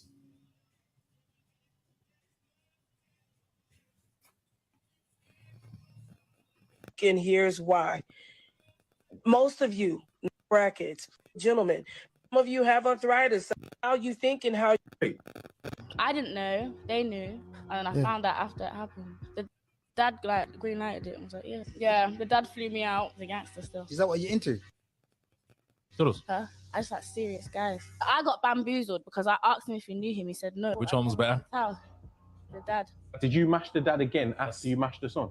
So you look at her, you look at her and she's saying that, she got basically basically got bukkake by the dad and the son. So you look at her hunched over, and you look at her, her shoulders up, and it just goes to show, she really has no respect of herself. And I think she has red hair, so that goes to show you she's probably one of these militant feminists as well. So yeah. Yeah. Very interesting to me. You said, I don't need a man. What's wrong with needing a man? I think it was the way I was raised. Okay. Now let's look at Ashraf Hakimi's wife, for example, and let's do the physiognomy on her. The thing is about Ashraf Hakimi's last name, it actually means the wise one. It actually means the wise one. But let's go ahead and look. Let's look at his wife.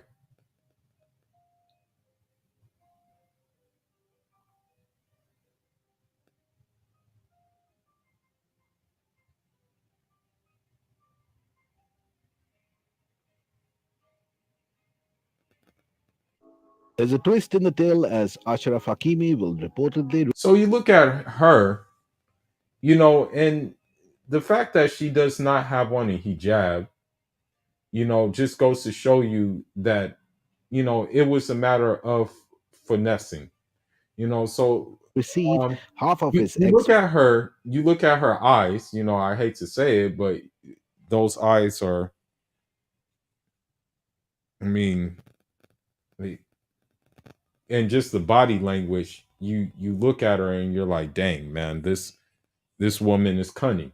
You can kind of tell, like, man, this woman is cunning, His wife Hiba Book's net worth after filing for a divorce based on the allegation of infidelity. The PSG star has a zero net worth officially on papers and can seek final aid for separation from his former partner Hiba Book. Hiba Book, you look at her and you can just tell that she initially demanded half of Ashraf Hakimi's net worth after filing for a divorce, only to find out that the PSG star Hakimi had. And you look at his mom, though. You can tell his mom is like a wholesome woman, bro. You know what I mean? Like, you can tell, covered, wearing her little glasses. And you can kind of tell Hakimi is a genuine guy too. Like, he probably went into the marriage thinking that, like, hey, man, let me just settle down. She's pretty and stuff like that. But that wasn't the case. He should have got a woman like his mom. Put all his assets in the name of his mother.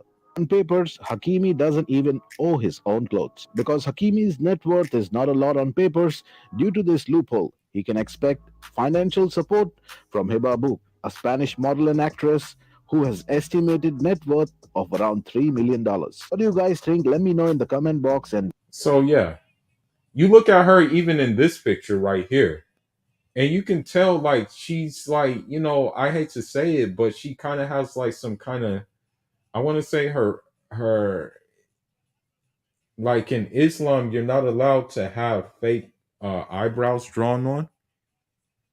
And so the fact that she did that goes to show you what type of woman she was. And then on top of that, the direction that those eyebrows are faced in, it's like, it kind of just looks like, and then you look at the hairstyle, right? Slicked back, and then it's like pointing at the end, you know what I mean? And it just goes to show you, like, this woman was really kind of, all bad for this guy, he was all it was all bad for him, you know, and you see him smiling, right? But then you see her kind of looking like, you know, I have something in mind. I have a plan, you know. Do not forget to like the video. Okay. There was another one I wanted to look at. There was one more one I wanted to look at.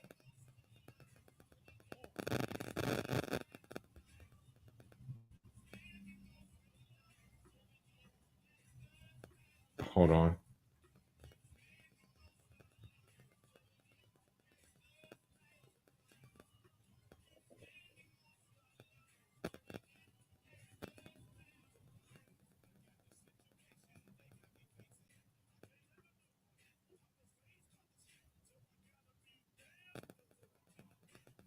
Let me see.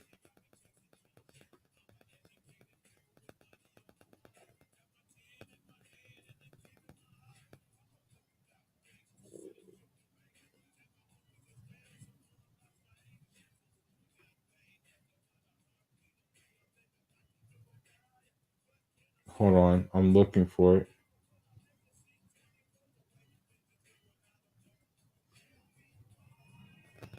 Well, actually, let me play a video.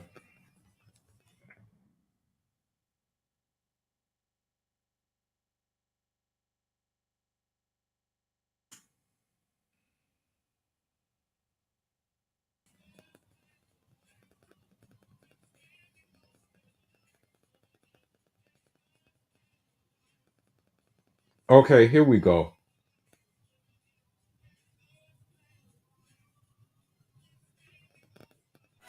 Find what you love what you find. Only at Total Wine & More. I want to talk about something to clarify something. So when you look at her, right? Kind of like a round head, deep voice, manly hands, and just a little bit like almost, I guess you can say, kind of like a little bit of a lazy eye too. But let's listen to her and get more intel with her, you know, her actions and her behavioral patterns. Thing. Whenever with dudes want to come to me and be like, "This is why I think that Drew is actually extremely harmful," they try to. So, like, when you look at even the way like her fingers are, it just kind of gives off, I guess you can say, try and think of an animal, like a kind of like an animal I can compare her to. I don't want to say a sloth.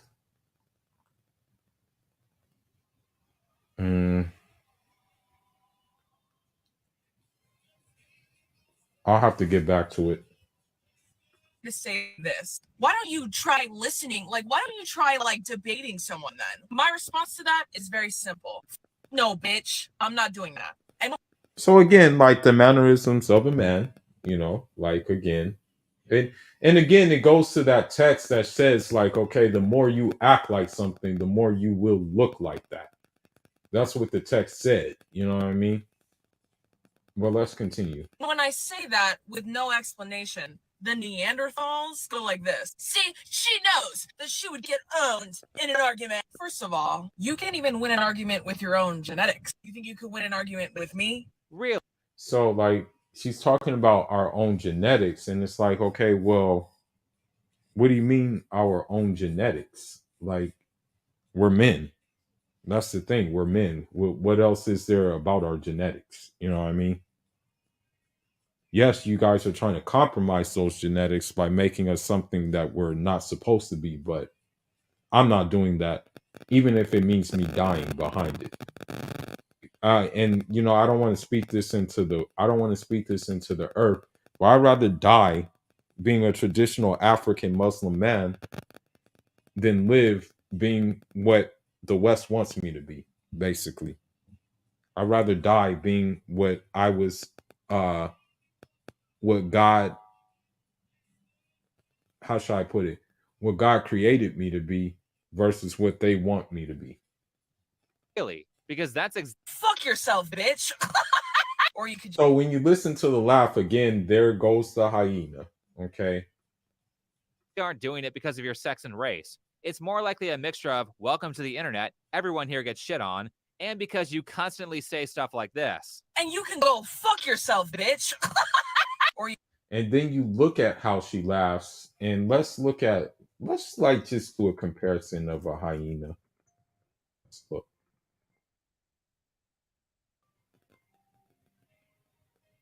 Let me see. When we were a motorized bicycle company, they said, you'll never be more than that.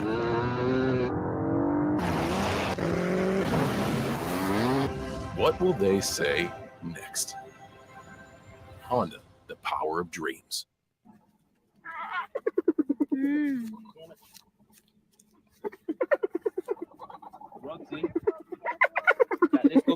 I mean, when you listen to her, she sounds like that, you know. That's the thing. just a little bit.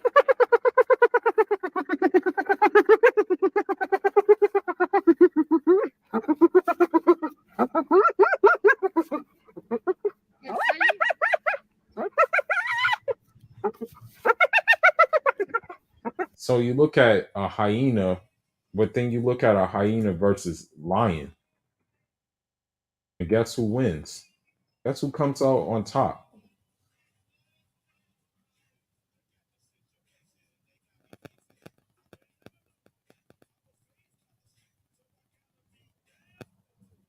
So the hyenas can only win when they're surrounding a full lion.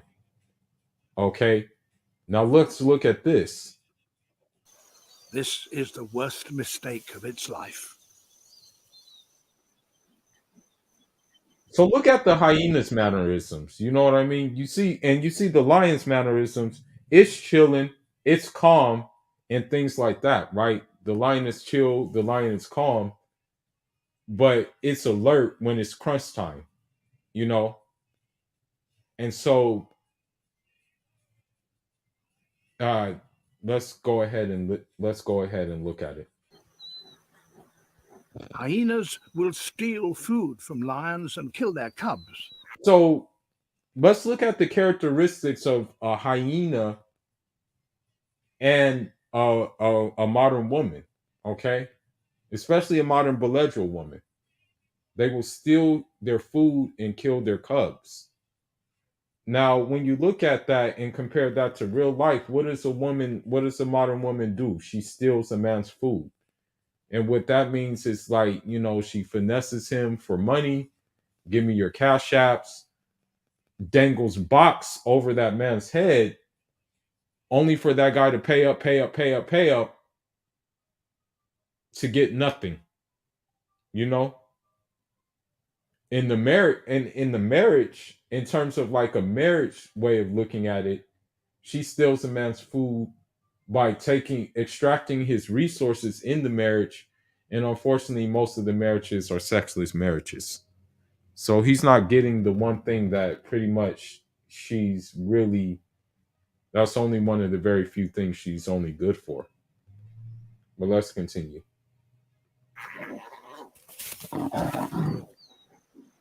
This looks like revenge.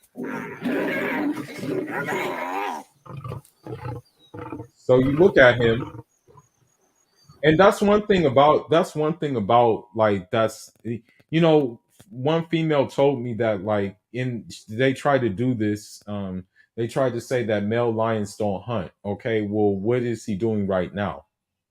What is he doing? Is he not only hunting, but he's also defending? Well, let's continue.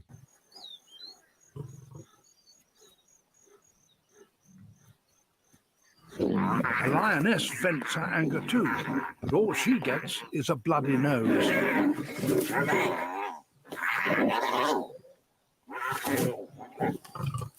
So the man has to step back in and just basically finish the job. You know what I mean?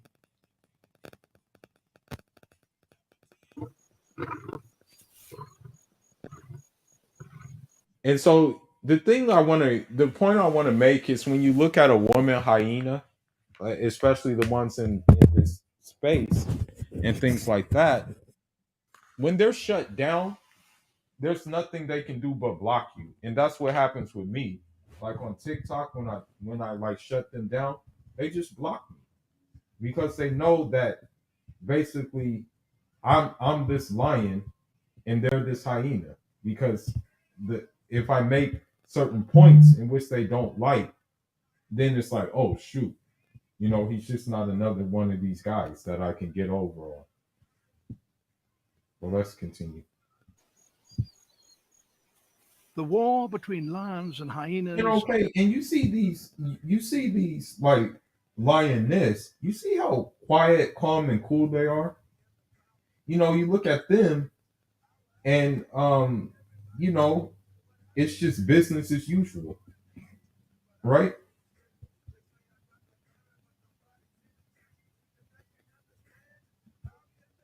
Over food never ends. Even for a whole pride, a hyena is a tough adversary. Now, of course, he wants to smash, you know what I mean? And they'll probably eat that thing later, probably thinking, we'll just go back to it.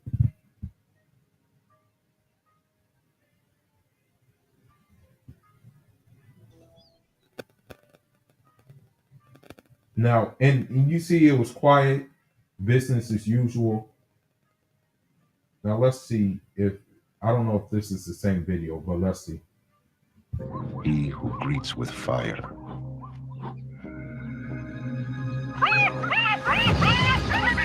So you look at like a lion, right? And again, it goes to the point that I'm trying to make, in that these women said that, like, oh, male lions don't hunt. And it's like, bro, they hunt. Okay? So again, it just goes to their illogical arguments about things that, you know what I mean? Like, it just makes no sense. But let's continue.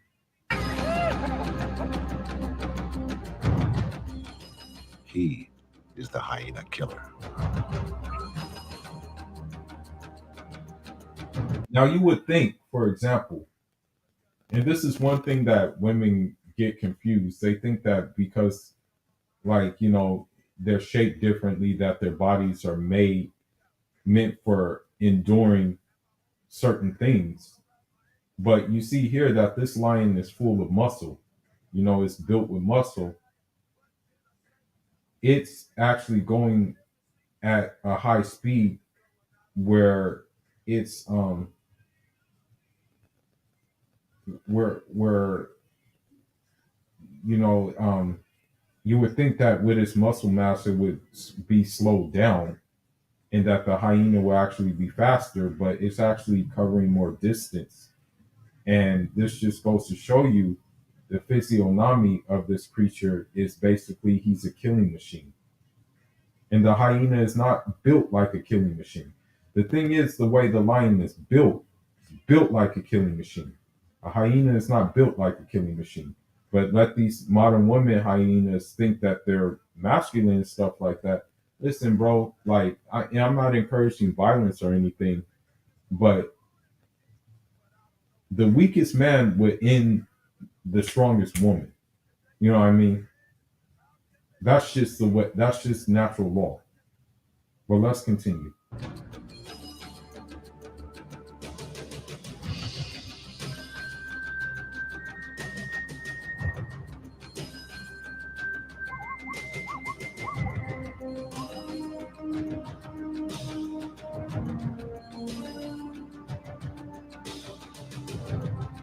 So the thing is about a lion is that, like, it's built for it's actually also kind of intelligent too, because what it'll do, it will strike the heel of the animal so it won't be able to run anymore. Okay, so let's continue.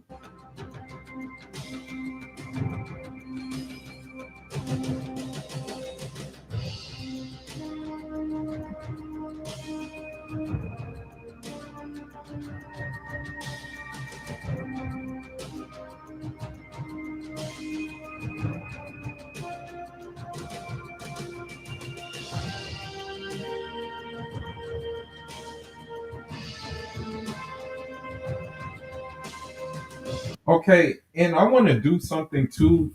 Like, I'm just gonna use this as an example. For me, my tribe is Fulani, and we're kind of like lithe people. We're kind of like slender people, right? And we have long limbs. I remember when I was running on the Nike track, there was this one woman, and I was just jogging. I was just doing my road work because I needed to do my road work for boxing. I was just jogging, but this one Karen insisted on trying to beat me. So all I did in order to beat her was open up my stride. I just opened up my stride and took longer strides. I didn't run faster. I didn't necessarily run faster. I just opened up my stride. And granted, because I have long levers, it was easier for me to cover more ground.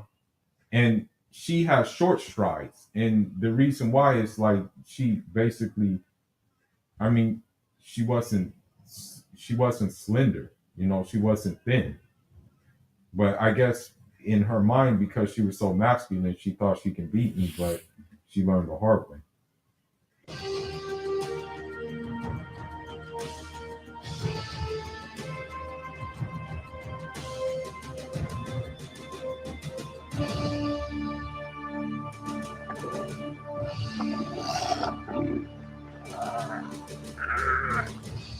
A swift bite to the neck, and the new matriarch is dead.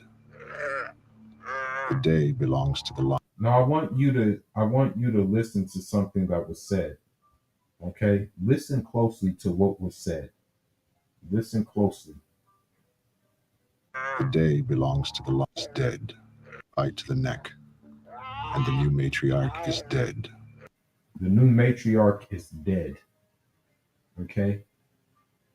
We're going to look at another video with the leopard and the baboon, but we're going to see if hyenas actually have a matriarch. If a hyena is actually, does the woman run the pack of hyenas? We're gonna look into that. We're gonna look into that and see if a woman actually runs the pack of hyenas. The day belongs to the lions.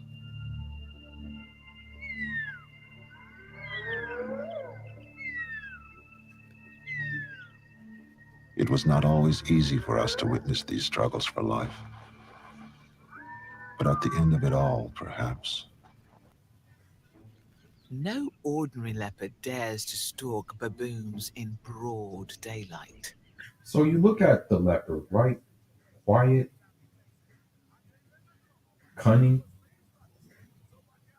The thing is about me, I don't know any quiet modern woman. Like I have yet to meet a modern woman who's quiet, who's shy, things like that, and just has good manners. You know what I mean? I haven't met one who exhibit who um who has these kind of characteristics. I don't know of one. I really don't. But you look at the leopard, right? You see how the leopard is just quiet, cool, you know, chilling. You know what I mean? So this just goes to show you what type of time they are on. Okay? Let's look.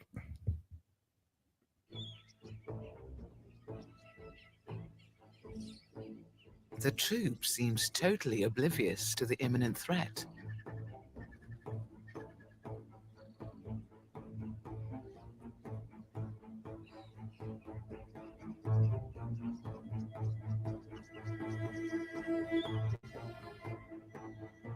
She's exposed, yet remarkably unseen in the open.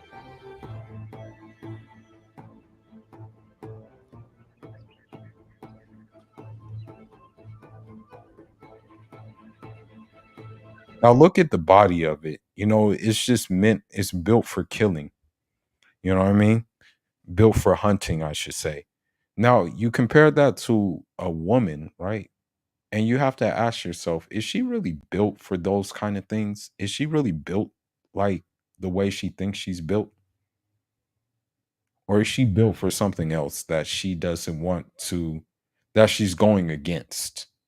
You know what I mean? Like, is the modern woman built for something else that she's reluctantly not is running away from? And because she's running away from it, she's deciding that it's better for her to be like, let's just say, obese, let's just say unbalanced, let's just say on antidepressants and things like that. But let's look at this and see.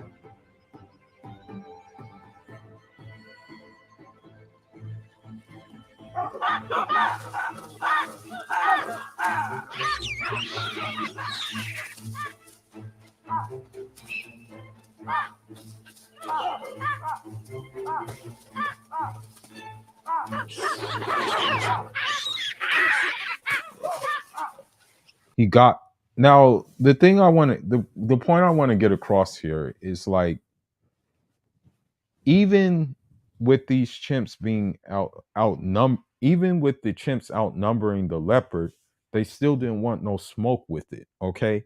And perhaps they could have had a fighting chance. Perhaps they could have had a chance to like maybe even, right? But it still decided that, yo, we don't want no smoke. That's the thing. It's still said that there's no reason to get smoke with them, you know. And so this just goes to show you again, um, what certain creatures are built for and what they're not built for.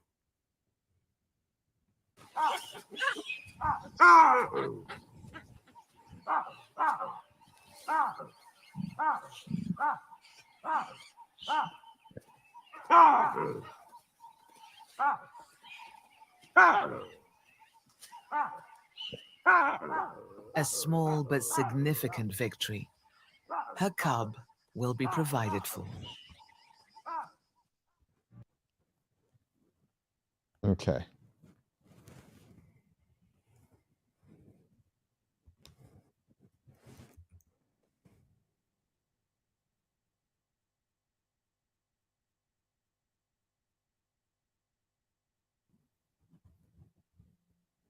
Okay, here we go.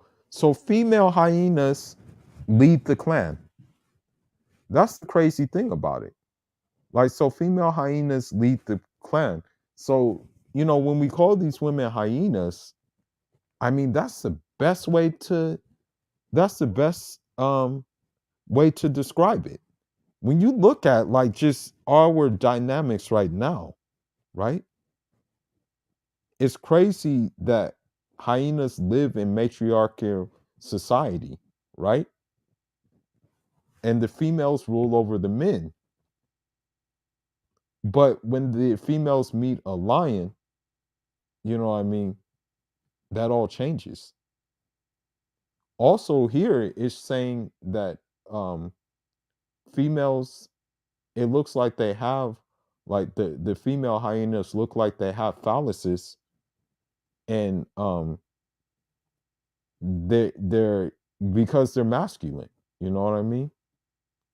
But once that male lion comes into play, you know what I mean, no match, you know.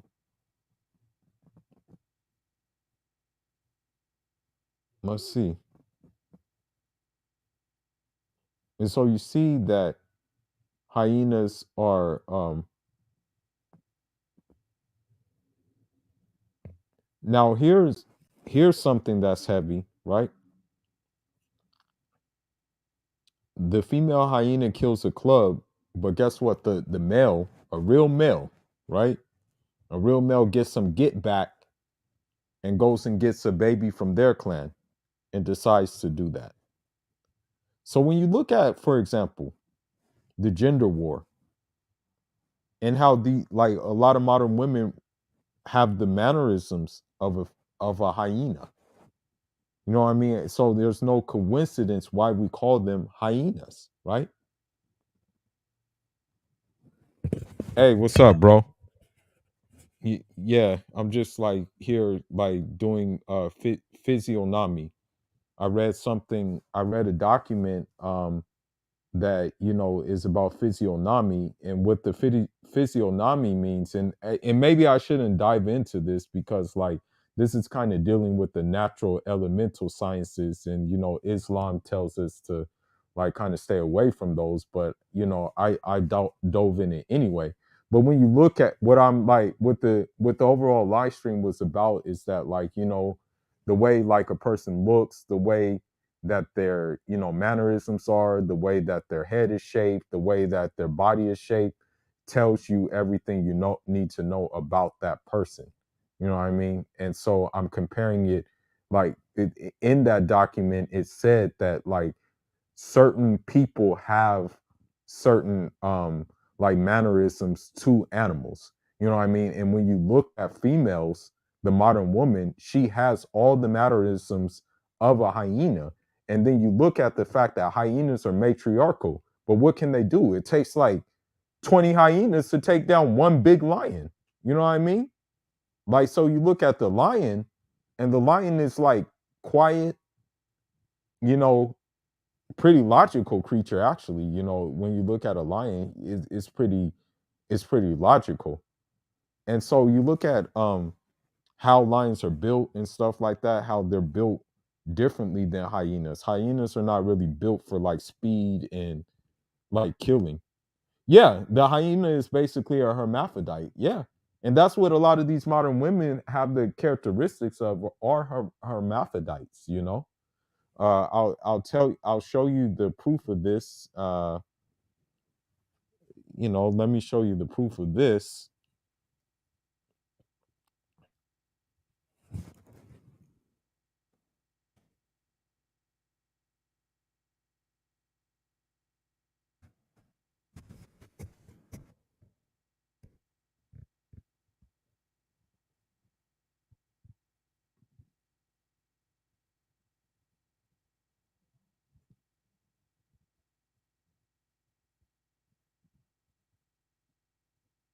Okay.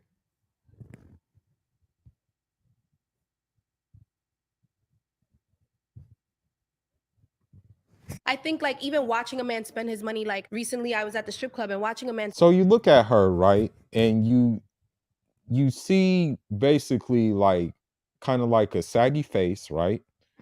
You see saggy chest, and the impression, like if you were to think of an animal that she would remind you of, it would be, I guess you can say, like a walrus, and a walrus is not known for being a well liked animal. You know what I mean? And uh her characteristics is like that of a walrus in terms of her talking about how she likes to see a man spend money. But let's continue. And spend his money even on other women turns me on. You know what I mean? It's just like it makes me feel like wow. Like So, and then another thing about that too is that like a walrus is not really known for their intelligence. So when you look at her, she's not the sharpest tool in the shed. You know what I mean? Like you can tell she's kind of like not sharp. So yeah. a boss. I think you need therapy. I mean, I'm just serious. Like you have to. Why do I need therapy for getting what I want just for living? Okay. If you're a woman who could get turned on by a guy for other reasons, and then you also get turned on by a guy spending. Now, in terms of him, I hate to say it, but he's pretty much a grifter too. He came into the black space like a DJ Vlad and pretty much like capitalized off of like, street culture, things like that. And you know what I mean? So when you look at his mannerisms, he doesn't strike you as a man who's like a real man. That's just my opinion. I could be wrong though, you know. Yeah, they do. Yeah, yeah, for sure, bro. Yeah, yeah, man. Definitely, most definitely. And it's sad that they give them it's pretty sad that they give them like a it's sad that they give these women a platform. Like I would never give these women a platform on this channel, you know? The money on you, I guess I could understand. But when you say you only get turned on by guys throwing money at you, I mean, that's like the first thing. And then, then I'm curious now who like, oh, okay, you're hot, big dick energy. You know what I mean? So, you look at her mannerisms, right? And then you look at the mannerisms of say like a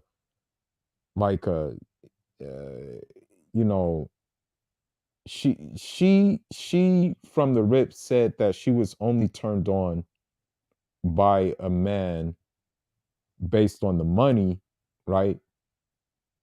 And then she wants to know about the guy himself. So it just basically shows you that she is led by, she's a glutton in essence, you know what I mean?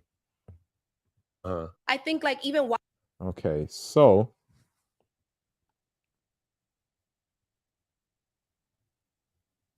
now let's look at this, okay?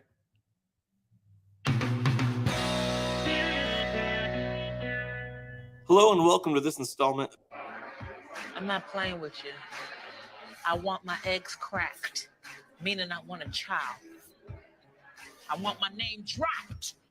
Working, something needs to change. Anything women really, they can do on their own. Man really only adds value into their life. And statistics have shown that men and women and are more likely to die when they do not. No, that's not true. Well, And if that's the case, we've got to figure out a way to understand that there is a true need for a man to be able to receive respect. I don't believe men were supposed to be in power. I believe women were meant to lead and men were meant to protect them. So you see, like with her, right? You see with her, when you look at her face, she's very pale, paler than like paler than even like, I mean, the normal person, people from her regions. And you look at her mannerisms and you also look at the fact that, her face is kind of bony. And it gives off the vibe of basically like a succubus type of animal that would just wants to suck the life out of you, with her like vision that she feels like she should be in power. She feels like there should be a matriarchy. And we see how the matriarchy works for the hyenas when they're getting their rasses whooped by lions most of the time. You argue with me and say, no, that's not true. Well, we have gone years and years with men leading, and it clearly is not working. Something needs to change. Anything women. So you look at her mannerisms and you see that she's blinking and things like that. So if, like, for example, if I know speaking for me, speaking for me, yeah, I never watched one of those movies at all, bro. I never watched one of those movies at all, my guy. I have never seen one Tyler Perry movie in my life. I swear to Allah. I have never seen one in my life. Okay? I have never seen a Medea movie in my life. It never ever interests me ever. Like, why would I be interested in another dude dressed up as a woman? Okay? But let's go. Let's see. Really, they can do on their own. Man really only adds value into their life. And statistics have shown that men cannot live without a woman and are more likely to die when they do not have a partner. Meanwhile, a woman is more likely to succeed without a man. Okay, so again, I don't know what statistics she's getting that from, but I have video of men who have been in monk mode and have been doing, and I'm one of those men in monk mode who are doing just fine without women. But yet you're seeing women trying to have liaisons with their students, which leads me to believe that it's actually the other way around. Okay, let's see. Therapy, because you're going to do us a favor. We spent a very long need more of is any man on the face of the planet saying that why don't you cook and clean? Where's dinner? It's not the 1950s anymore. And if you're a man watching this, I implore you, please go to therapy Because we want, so the thing is that you look at her, she's you know, she's a little bit lazy-eyed, which goes to tell me she's a bit dim-witted, you know what I mean? Like she's kind of dim-witted. The blonde hair is another indication of being dim-witted as well. But you don't need therapy for simply wanting some food on the table after you put in the work, after you've been in monk mode for, like, let's just say sometimes 16 hours, you know, because you're trying to make a better life for a wife who's going to be appreciative. And the way she shows her appreciation is she cooks for you. She makes sure you know, get that feel good. And that just leads to you wanting to show more appreciation to her, you know. But let's continue on. because you're going to do us a favor. We spent a very long time working on our inner goddess. Okay, and then as I said before, I called her dim-witted, right? I called her dim-witted. And she goes to show herself as being dim-witted by calling herself female, our goddess, our inner goddess. You know what I mean? And again, this goes to show my point that certain women look a certain way, and you can just tell by the way a woman looks that she's like that there's nothing there. And that, you know, you can tell by the way that a certain woman thinks that there's nothing there as well, you know. But let's continue. And we are rising and we are becoming stronger. And we actually have become more emotionally intelligent than a lot of the men out there. And we want you to rise. Emotionally intelligent, but yet you guys are leading in antidepressants. Okay. And you don't even sound sure of yourself. If I were listening to you, I wouldn't even like believe you. You know, your life probably doesn't reflect that because you're making these videos not tending to a man, you know. With us, we need you to rise with us. Without the ocean floor, which is the masculine, the sea cannot be wild and untamed like the divine presence of a woman is. So this is why I said she's dim-witted, okay? This is why I said she's dim-witted. So what she doesn't realize she's telling us. This is how much of a dimwit she is. She doesn't really realize she just told us that she wants a man that's solid, 10 toes down, will take care of everything, will be the foundation while she runs amok in the streets. I don't know why she doesn't realize that's what she just told us right now. So again, you see that, like, the physiognomy of a woman, like you see kind of how she has like a strong chin and stuff like that. Like, you know, her chin is pointy, like kind of like a witch.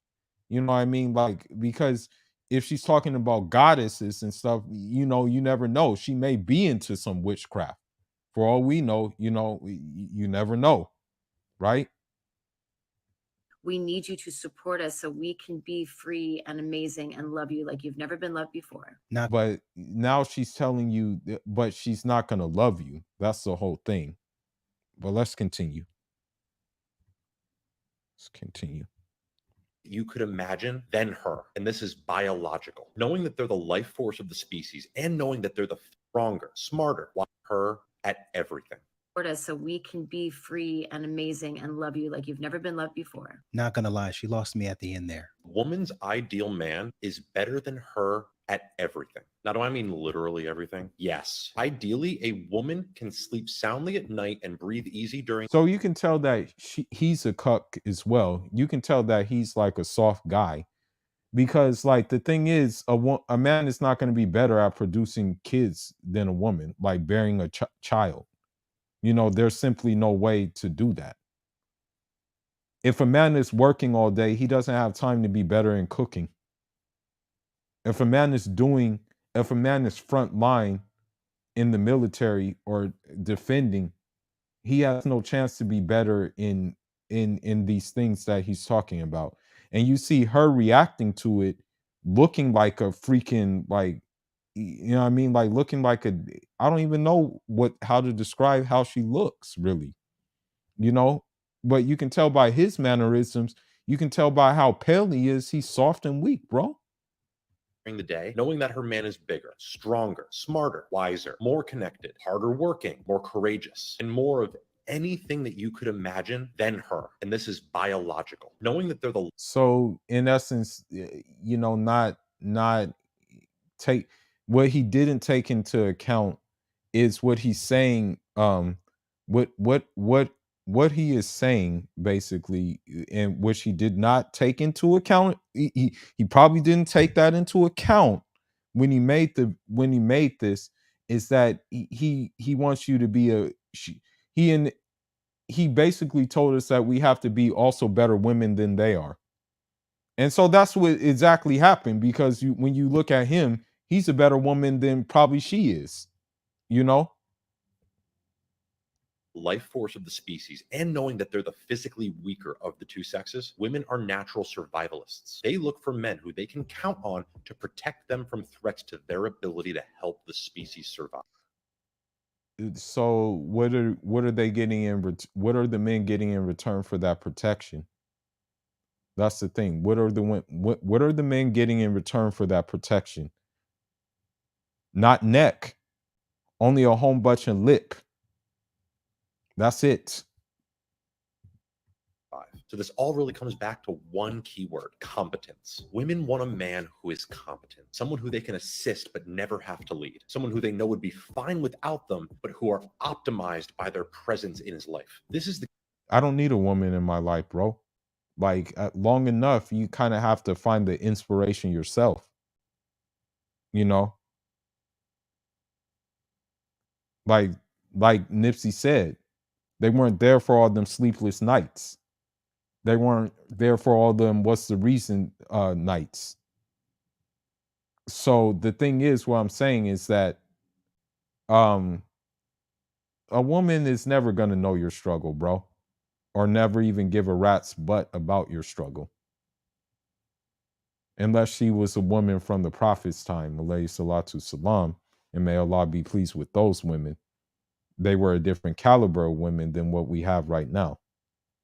The key to being truly attractive to a woman. And more importantly, it's the key to saving the modern dating landscape altogether. And this is why so many women get duped, is because a man is projecting confidence, which is often mistaken. Okay, this dude is goofy. Let's see.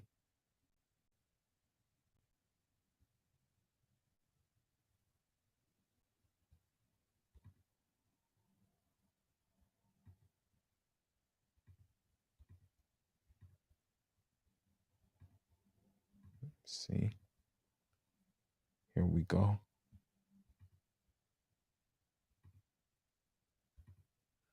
See,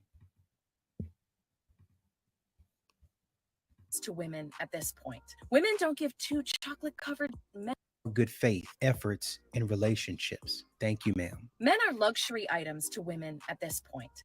so you look at the mannerisms of this woman, and she has like a big old nose, like, and so you know, like you look at the shape of her face and stuff like that, and you have to ask yourself, like, okay, will I really make good kids with this woman, or will I really make attractive kids with this woman when she looks like, you know, like a ostrich, you know what I mean? Like And I'm pretty sure she has the characteristics of an ostrich. You know what I mean?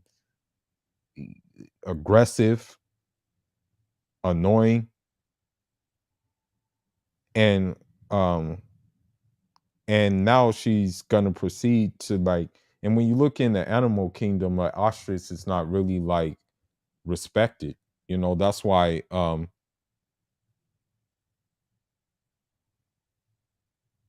y- w-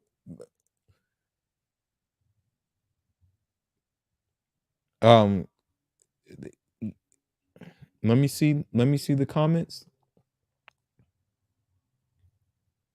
Um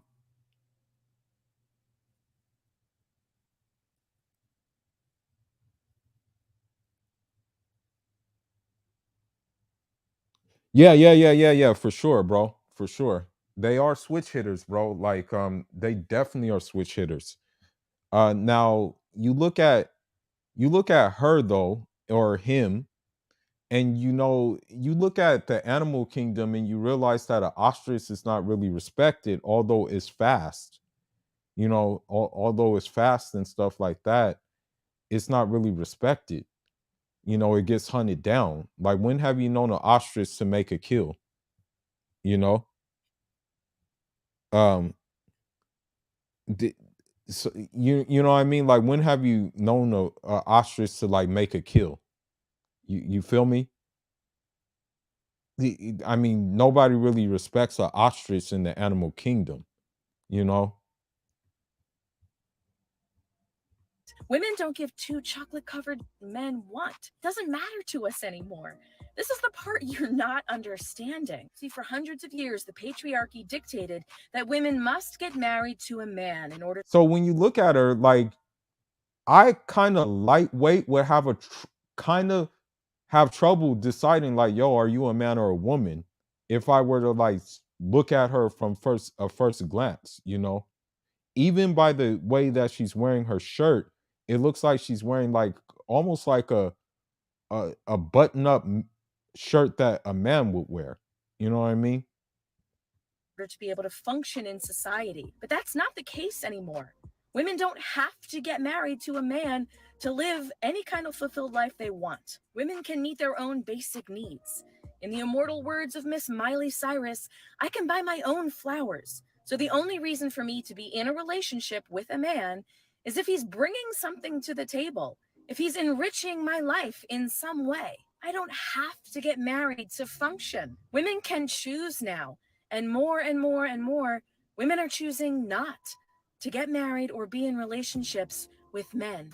And that's when y'all are losing your minds. Not necessarily. I mean, like, when you look at it, a man like me, here's the thing.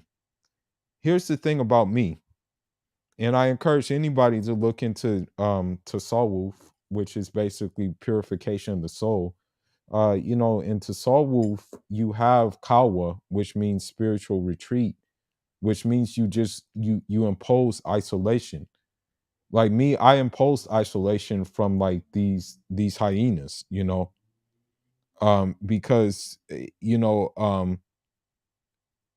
uh th- so this is like what I'm saying. Like, don't don't worry. You're gonna be okay. You like, as a man, you were built to do this. You were built to be in monk mode without doing any goofy stuff that she's saying you would do because you don't have access to a woman. You know what I mean? If you want access to a woman, you have two choices. You have the choice of dealing with them, okay, and dealing with all the crap, or you have the other choice of building your Stargate somewhere else. And that's the choice that I made. As a matter of fact, I just opened a bank account in the country of where in which I'm going. You know, I just opened a bank account today in which the country I'm going to. And I'm already sending money to that bank account. So that's what I'm saying. You can do that and just stay patient, although it's hard to stay patient sometimes. Just do it. You'll there's a wisdom behind your patience, you know. But let's continue. You should be spending more time improving yourself instead of bullying women on the internet. And this whole threat of women, oh, you're going to grow old and die alone. No, we're not. That's not a threat. We have our friends. We have our sisters with us. Do you ever see the Golden Girls, my dude? That's not a cautionary tale. It's a victory lap. So, like what needs to be said about the Golden Girls is like, I don't know that much about that show. I wasn't around when it was on, but I mean, they pretty much didn't leave legacy behind from what I understand, you know. But let's continue on. That's interesting. While the Golden Girls and the world. If you only list your vacation home on Airbnb, you'll get a couple who'll stay a couple of nights. Alright, guys, someone help her, man. Oh, wait, she's filming. I'm not a gym freak. I'm not a gym freak either. Yeah, just leave her alone. So you see like how she's dressed and stuff like that. She only wants attention. So She's about to fail her spot. you see, she can't even Alright, get guys, up. someone help her, man. Oh, wait, she's filming. I'm not a gym freak. I'm not a gym freak either. I need food. She needs I'm help. hungry. I'm hungry. I'm married. Someone help. I'm married. Yeah. Let's go. I'm married. You're a boy who has ever been dumped by your girlfriend for seemingly no apparent reason, and you're looking for answers. This is what happened. Okay, this is you guys. You guys are in a happy relationship, and now all of a sudden you have one simple, fixable problem. For this example, we're going to use no good morning text. And your girlfriend who loves you, she's really happy with you. She comes. No, she has black nail polish on. That just goes to show you everything. You look at the woman who's reacting to the video, she's pale faced. You can tell her face has a sense of emptiness and that basically she has nothing to offer to your life. Usually when a woman has something to offer to your life and you know the woman is good, her face is radiant, her face is peaceful, her face is you know, chill. Like, you know what I mean? Like her face is chill. And they have something to offer. Um, you know, I'm gonna actually see, but let's see if we can see a different physiognomy between like traditional women, right? Um, and and like these women. You see her face, you can tell there's nothing but emptiness in her face, right? To you and she tells you, she's like, hey, do you think we could start doing good morning texts? Like, it'd mean a lot to me if you text me good morning. So you, her loving boyfriend, agree to give her good morning texts. But something happened, and for whatever reason, you stopped giving her good morning texts. So now we have a bigger problem. She now thinks that you don't care enough about her to send her good morning texts, even though she asked. But she's gonna be like, you know what? This is The thing is about that is like, you kind of have to you have to kind of like run your hey bro, bricks is gonna really change the game, because the thing about bricks is that Algeria wants to join bricks, Nigeria wants to join bricks, Senegal wants to join bricks, um I think Eritrea wants to join bricks. All these countries want to join BRICS because they know what time it is. They know they have resources. They know, hey, I can get a more bang for my buck by these resources, and I don't even have to be pegged to a dollar now. And I can deal with countries who have more resources than the United States, because let's be honest, no country in Europe has natural resources like that. The United States doesn't even have natural resources. If the United States had natural resources, it would be self-contained. It would be self-sufficient. But there's countries in Africa who can be self-sufficient. Okay? There are countries in Africa with the right infrastructure, they would be self-sufficient. The United States, France, Spain, Portugal, Italy, these places cannot be self-sufficient. Nigeria could be self-sufficient. I was talking to a Nigerian the other day. The Nigerian said Nigeria, if it had the right infrastructure, it literally could feed all of Africa.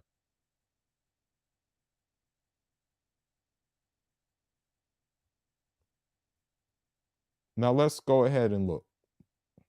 This is still kind of a small problem. I'm just gonna remind him. She reminds you, you're like, oh my gosh, that's right. I did agree about all these different things to her. To worry about me never doing these things again because I'm gonna do them every single day. Hold on. But remember, it doesn't even matter if you were to do all of these things anymore because the problem now is that she's unattracted to you and just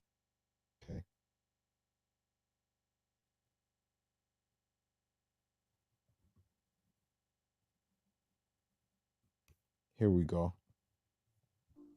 When you've got a new tenant for your commercial property, think of ProBuild Construction of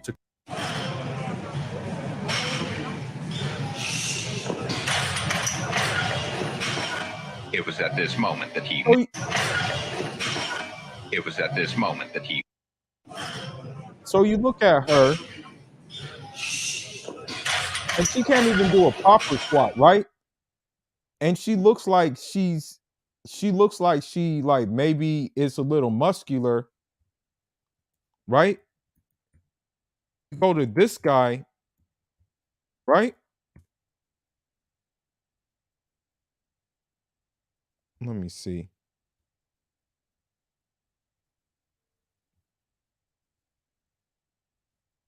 Yeah, right here. Here we go.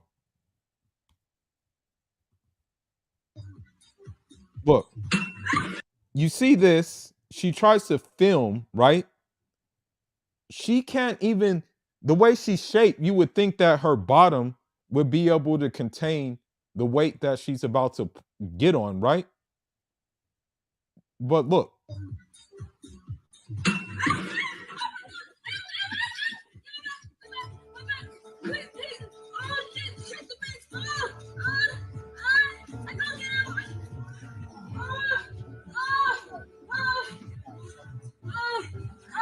What an extremely poorly designed machine. I've seen many hack squats since going to the gym, but none that use leverage quite like this. Luckily, the woman in this video is okay and nothing serious did happen, but I think her extreme reaction was just from shock alone. In respect to the two gym brothers. So, you know, I hate to say it though, you know, I really hate to say this, right?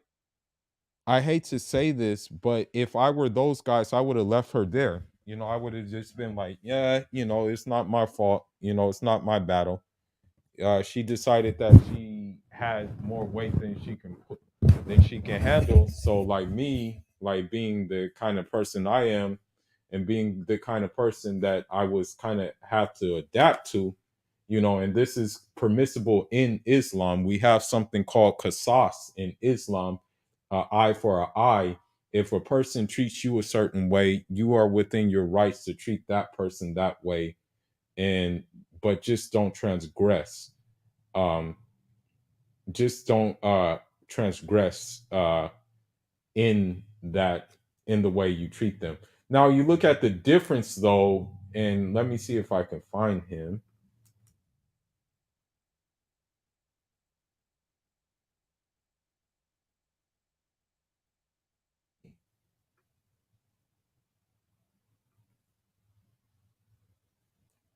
Let me see.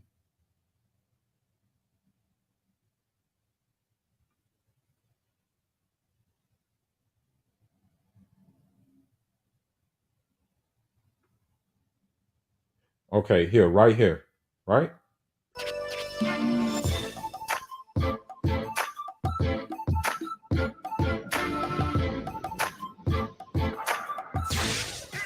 Get on it.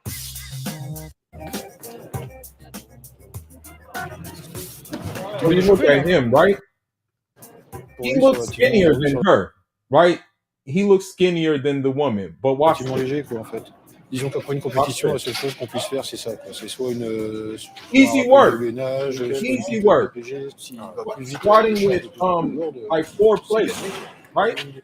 Et descend un poil plus, hein, pas trop non plus. Hein. Squatting with 4 plates, easy work. Easy, easy. J'ai dit, il te reste 1x2 et 2x1. Il est meilleur en muscule, c'est pas tellement dans cette partie-là, c'est surtout dans ce qu'on appelle la muscule. Ça va à une vitesse folle. Quoi. Easy. Il est hyper explosif là-dessus. So these women think they can do these kind of things. These women think they can do what he just did, and they really can't. Me myself, I can squat like 5 plates, you know, but yet they want to do that. We only do it because we have to do it, not because we want to do it. We have to do it. But no, they want to do it. Right? Now I want to like take a look at another animal and realize like, you know, that woman was talking about like, you know, um there's the she was talking about like, oh, you know, how you know that women don't need marriage and things like that. But let's see the ostrich getting attacked, getting chased. You look at her and she looks like a she looks like a she looks like a ostrich. She actually looked like an ostrich and she had the mannerisms of an ostrich. And you see how ostriches attack people. You know, in this case she was attacking men, right? Now let's look at a cheetah, and let's look at how quiet the cheetah. And this is why I encourage men to do in their physiognomy. In your physiognomy, I hate to say it, but just you have to look unapproachable to these modern women. And the reason why you have to look unapproachable so they can know that they can't F with you. Because if you do look like, okay, like you can get it's sad to say it, but if you look a certain way, they're gonna think, okay, I can get up on this guy. Or I can like this guy's gonna be a lick to me, you know. But let's look at the cheetah and the ostrich and the differences. When it comes to protection, go all in. Glad with Clorox eliminates food and bacterial odors.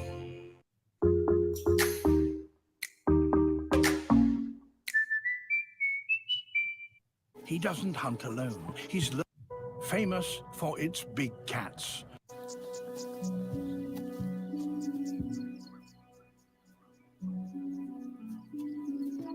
Cheetahs specialize in hunting at speed.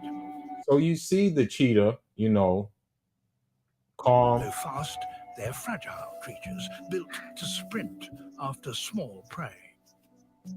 They don't have the strength or weight of a lion to bring down larger animals. This male is different. He doesn't hunt alone. He's learnt that there is strength in numbers. So you see even how the cheetahs walk. You know, they have a dignified walk about themselves. You know what I mean? Like they like let's be honest, do you see a woman who like resembles like the mannerisms of a cheetah? Like do you know a modern woman who has the mannerisms of a cheetah? You know? Like you don't really know a modern woman who has that. You know what I mean? Like so with that being said, it just goes to show you, you know, like this is kind of like what we're dealing with.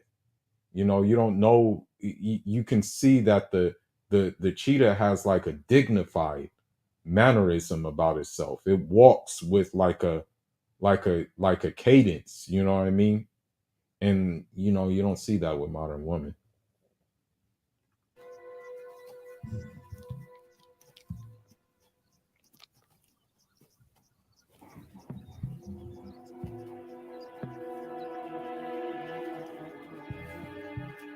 But here, there are not just 2, but 3 cheetahs. A band of brothers. Keyword: a band of brothers. And even in the animal kingdom, right? When you see male animals together, they get stuff done. But when you see, like, for example, female hyenas together, they just laugh, and then what they do is they just get the crumbs. Like they, like, when have you known like really a hyena to really hunt? It usually steals food. That's the thing. Hyenas usually steal food more so than they hunt.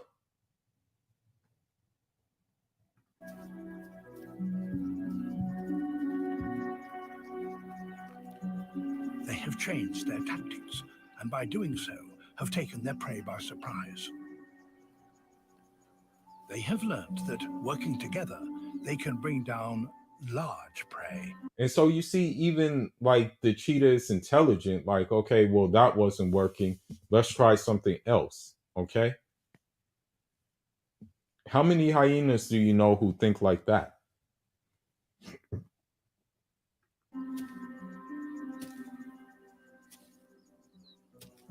An ostrich, a bird that towers over a cheetah and is more than twice as heavy. It can't fly to escape danger, but it can lash out with a deadly kick. A female, unaware as yet of any danger. So you see what an ostrich does all day. It just pretty much just eats, right?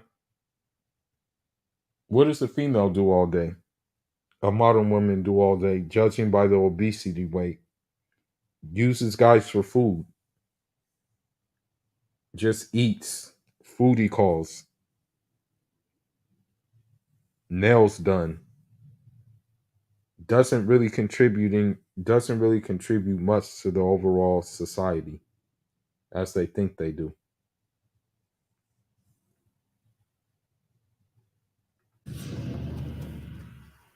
Even with 3 of them, this is still highly risky.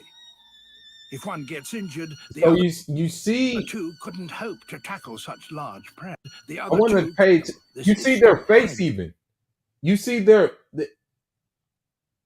I'm not trying to sound crazy. I'm not trying to sound weird, but these are some handsome animals.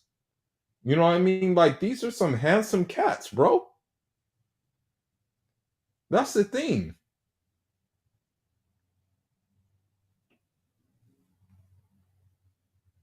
risky. If one gets injured, the other 2 couldn't hope to tackle such large prey.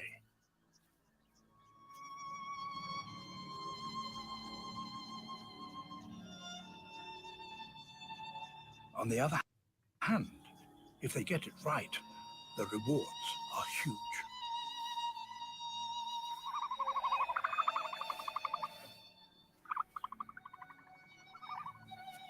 The male has spotted one of the brothers, but only one. It's not too worried.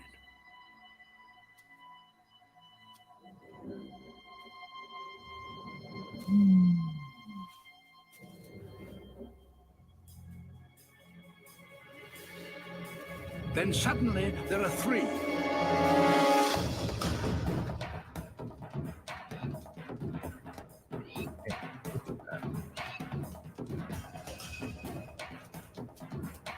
The female is slower to realize the danger, and the cheetahs switch targets. Okay, I want you to notice something about that. I want you to notice something about what just happened. More than women, men can think on a dime. You know, more than women, like men can like think quicker on a dime. You know what I mean? Like they can like just switch it on that quickly. So here you saw a cold play. It was after the male. It saw the female. Now notice the female was slower to realize the danger than the male was. The female was slower to realize the danger. He didn't say the male was slower. He said the female was slower to realize the danger. Okay? Keep that in mind.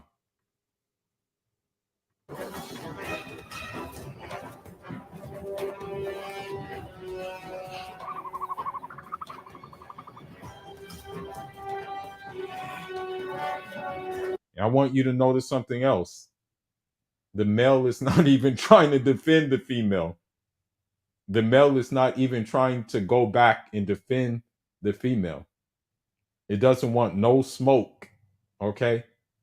So what I'm saying is that like you kind of have to have that kind of like face. I'm actually, after this video, I'm gonna go into a couple of faces on like what faces are good to have, like physiognomy of faces are good to have, like in terms of like where we're living and stuff like that.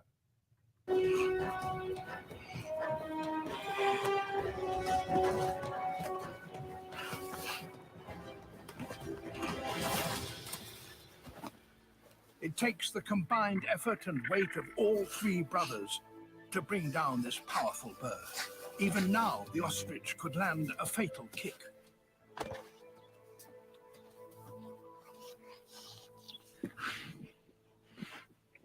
Look at how poker face they stayed. Look at that, bro. Look at the creation of Allah. Staying poker face. Having the ostrich by the neck, literally, and just like looking like it's nobody's business. Right? That's what a man is built on, bro. A man is designed to be like that. But these females don't want you to be like that for some reason. So far, the brothers are winning. Ostriches have yet to find a way to foil such tactics. Cold, man. So I want you, let's see.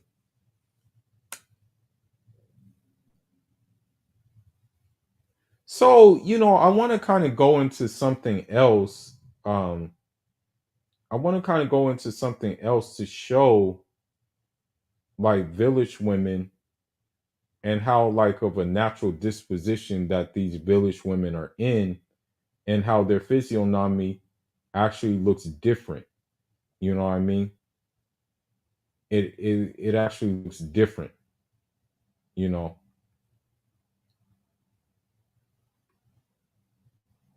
So let's look at these women. This is your last chance to be a part of one of the biggest projects the Muslim Ummah has ever seen in our life. في هذا المحل المتواضع بباب الواد تجد هذه النسوة منهمكة في إعداد أكلات تقليدية تعرضها على الزبائن. أكلات ضاع زيتها بين المواطنين نظرا لمذاقها التي تنفرد به. الحرفة بديناها من الصغر، حنا تعلمناها عند جدودنا ومالينا وكاع كي كبرنا. Now notice how they still sound like women. You know what I mean? And obviously, they're eating good, so that's why they're in this situation. But believe it or not, guys would actually take that.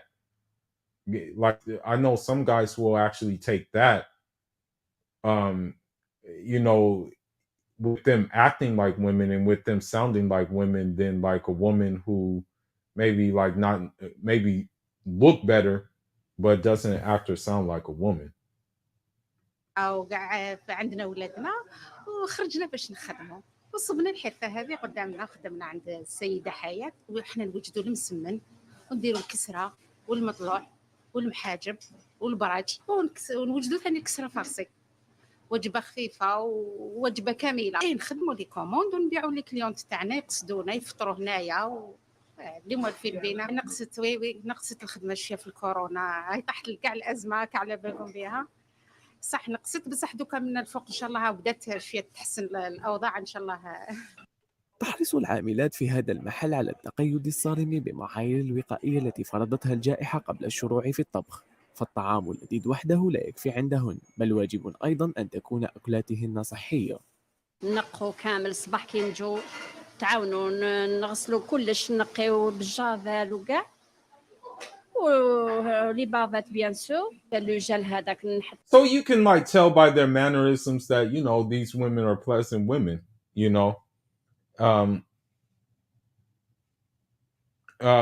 So this just goes to show you the different dynamics of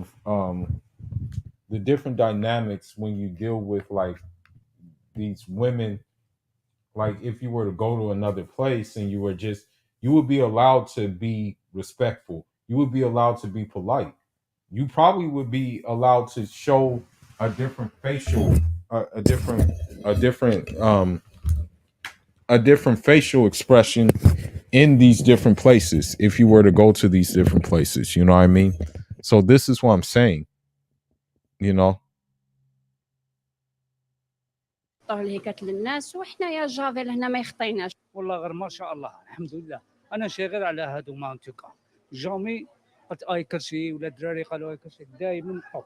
Des gens, ils sont bien éduqués, bien élevés, ils sont propres, ils font des choses très propres, يساعدونا يفهمونا يجوزونا حق تاع ربي ناس بالطبع. يخدموا حاجه نقيه على كل حال، ناس فاميليا تشوف نسال تما تي بروب وما شاء الله والناس قاعد تشري عليهم.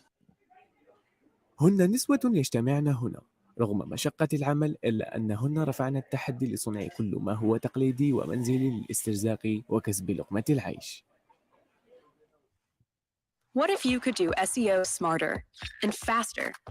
With Wix, you can edit your meta tags page by page or all in one go. Modify your URLs, inspect all of them in one click.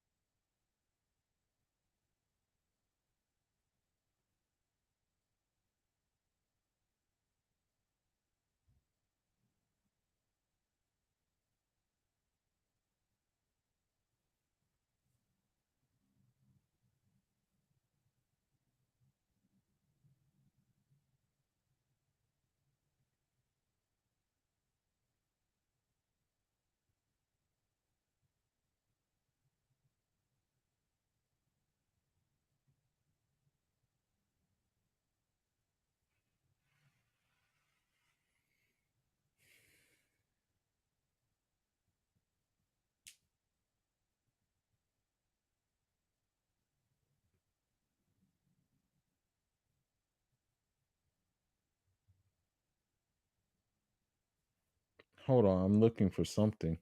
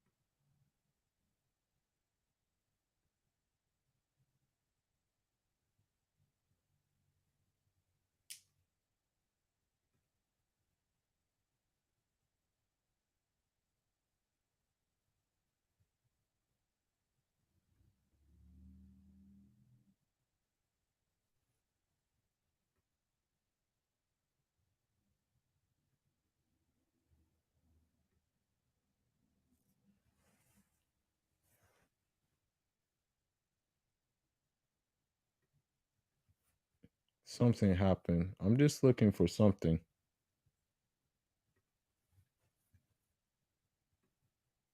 All right.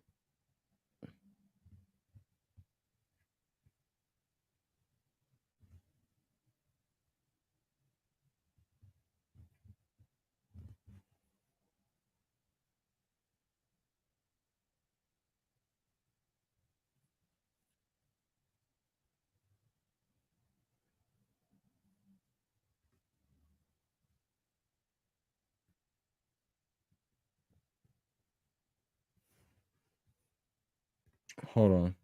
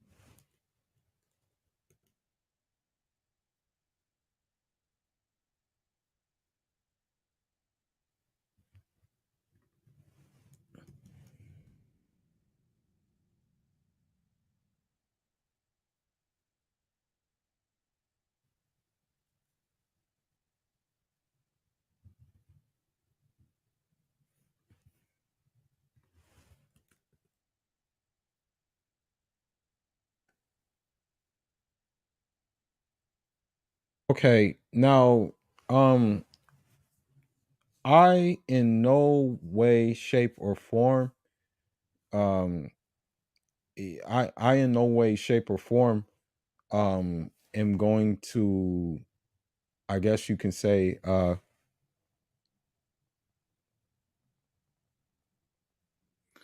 if I in no way, shape, or form in condoning or saying that, I believe in, you know, the terrorism at any time, but I'm just saying that this is kind of like the physiognomy you want to have in terms of how you look, in terms of like your facial expression, your mannerisms. President Ouari Boumediene was over. Installed by the army, his successor Chadli Benjedid was facing increasing civil disobedience. The ruling National Liberation Front, the FLN, was weakened by an economic downturn and its former single-party dominance challenged by Islamists, Berbers, and Democrats. In October 1988, 5 days of rioting left around 500 dead as the army sought to restore order. Over 20 years before the Arab Spring, Algeria was rocked by widespread popular protest, forcing President Chadli to promise reform. For the first time since independence, governmental power in Algeria was put to the test by the people. Nous avons arraché des espaces de liberté qui n'existaient même pas en Europe. On a créé des partis à tout, à gogo, si je puis dire. Et on a dit aux Algériens, vous avez le choix maintenant entre le FLN et les islamistes.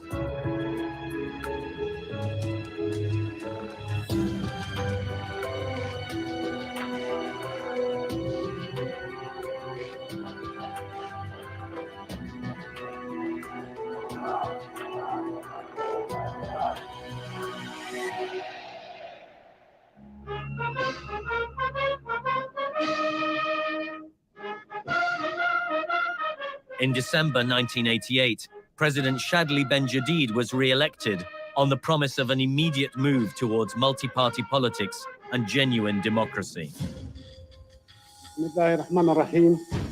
Ces événements d'octobre ont poussé à revoir la politique institutionnelle du pays et donc à mettre des cailloux blancs sur le chemin du pluralisme partisan.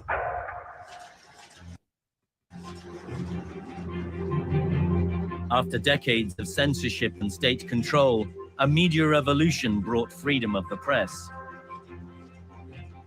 French and Arabic language newspapers sold in their tens of thousands, criticizing government policies and corruption.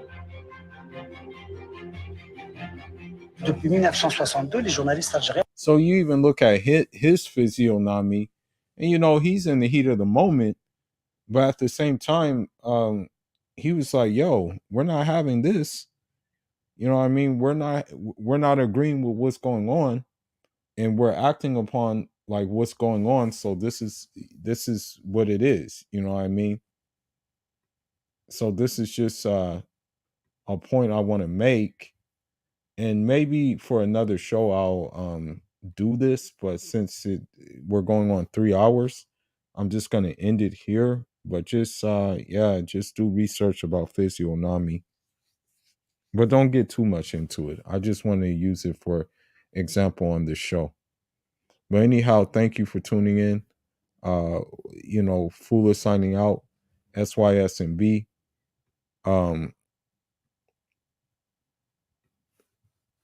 And so I hope you got something from this. Njarama.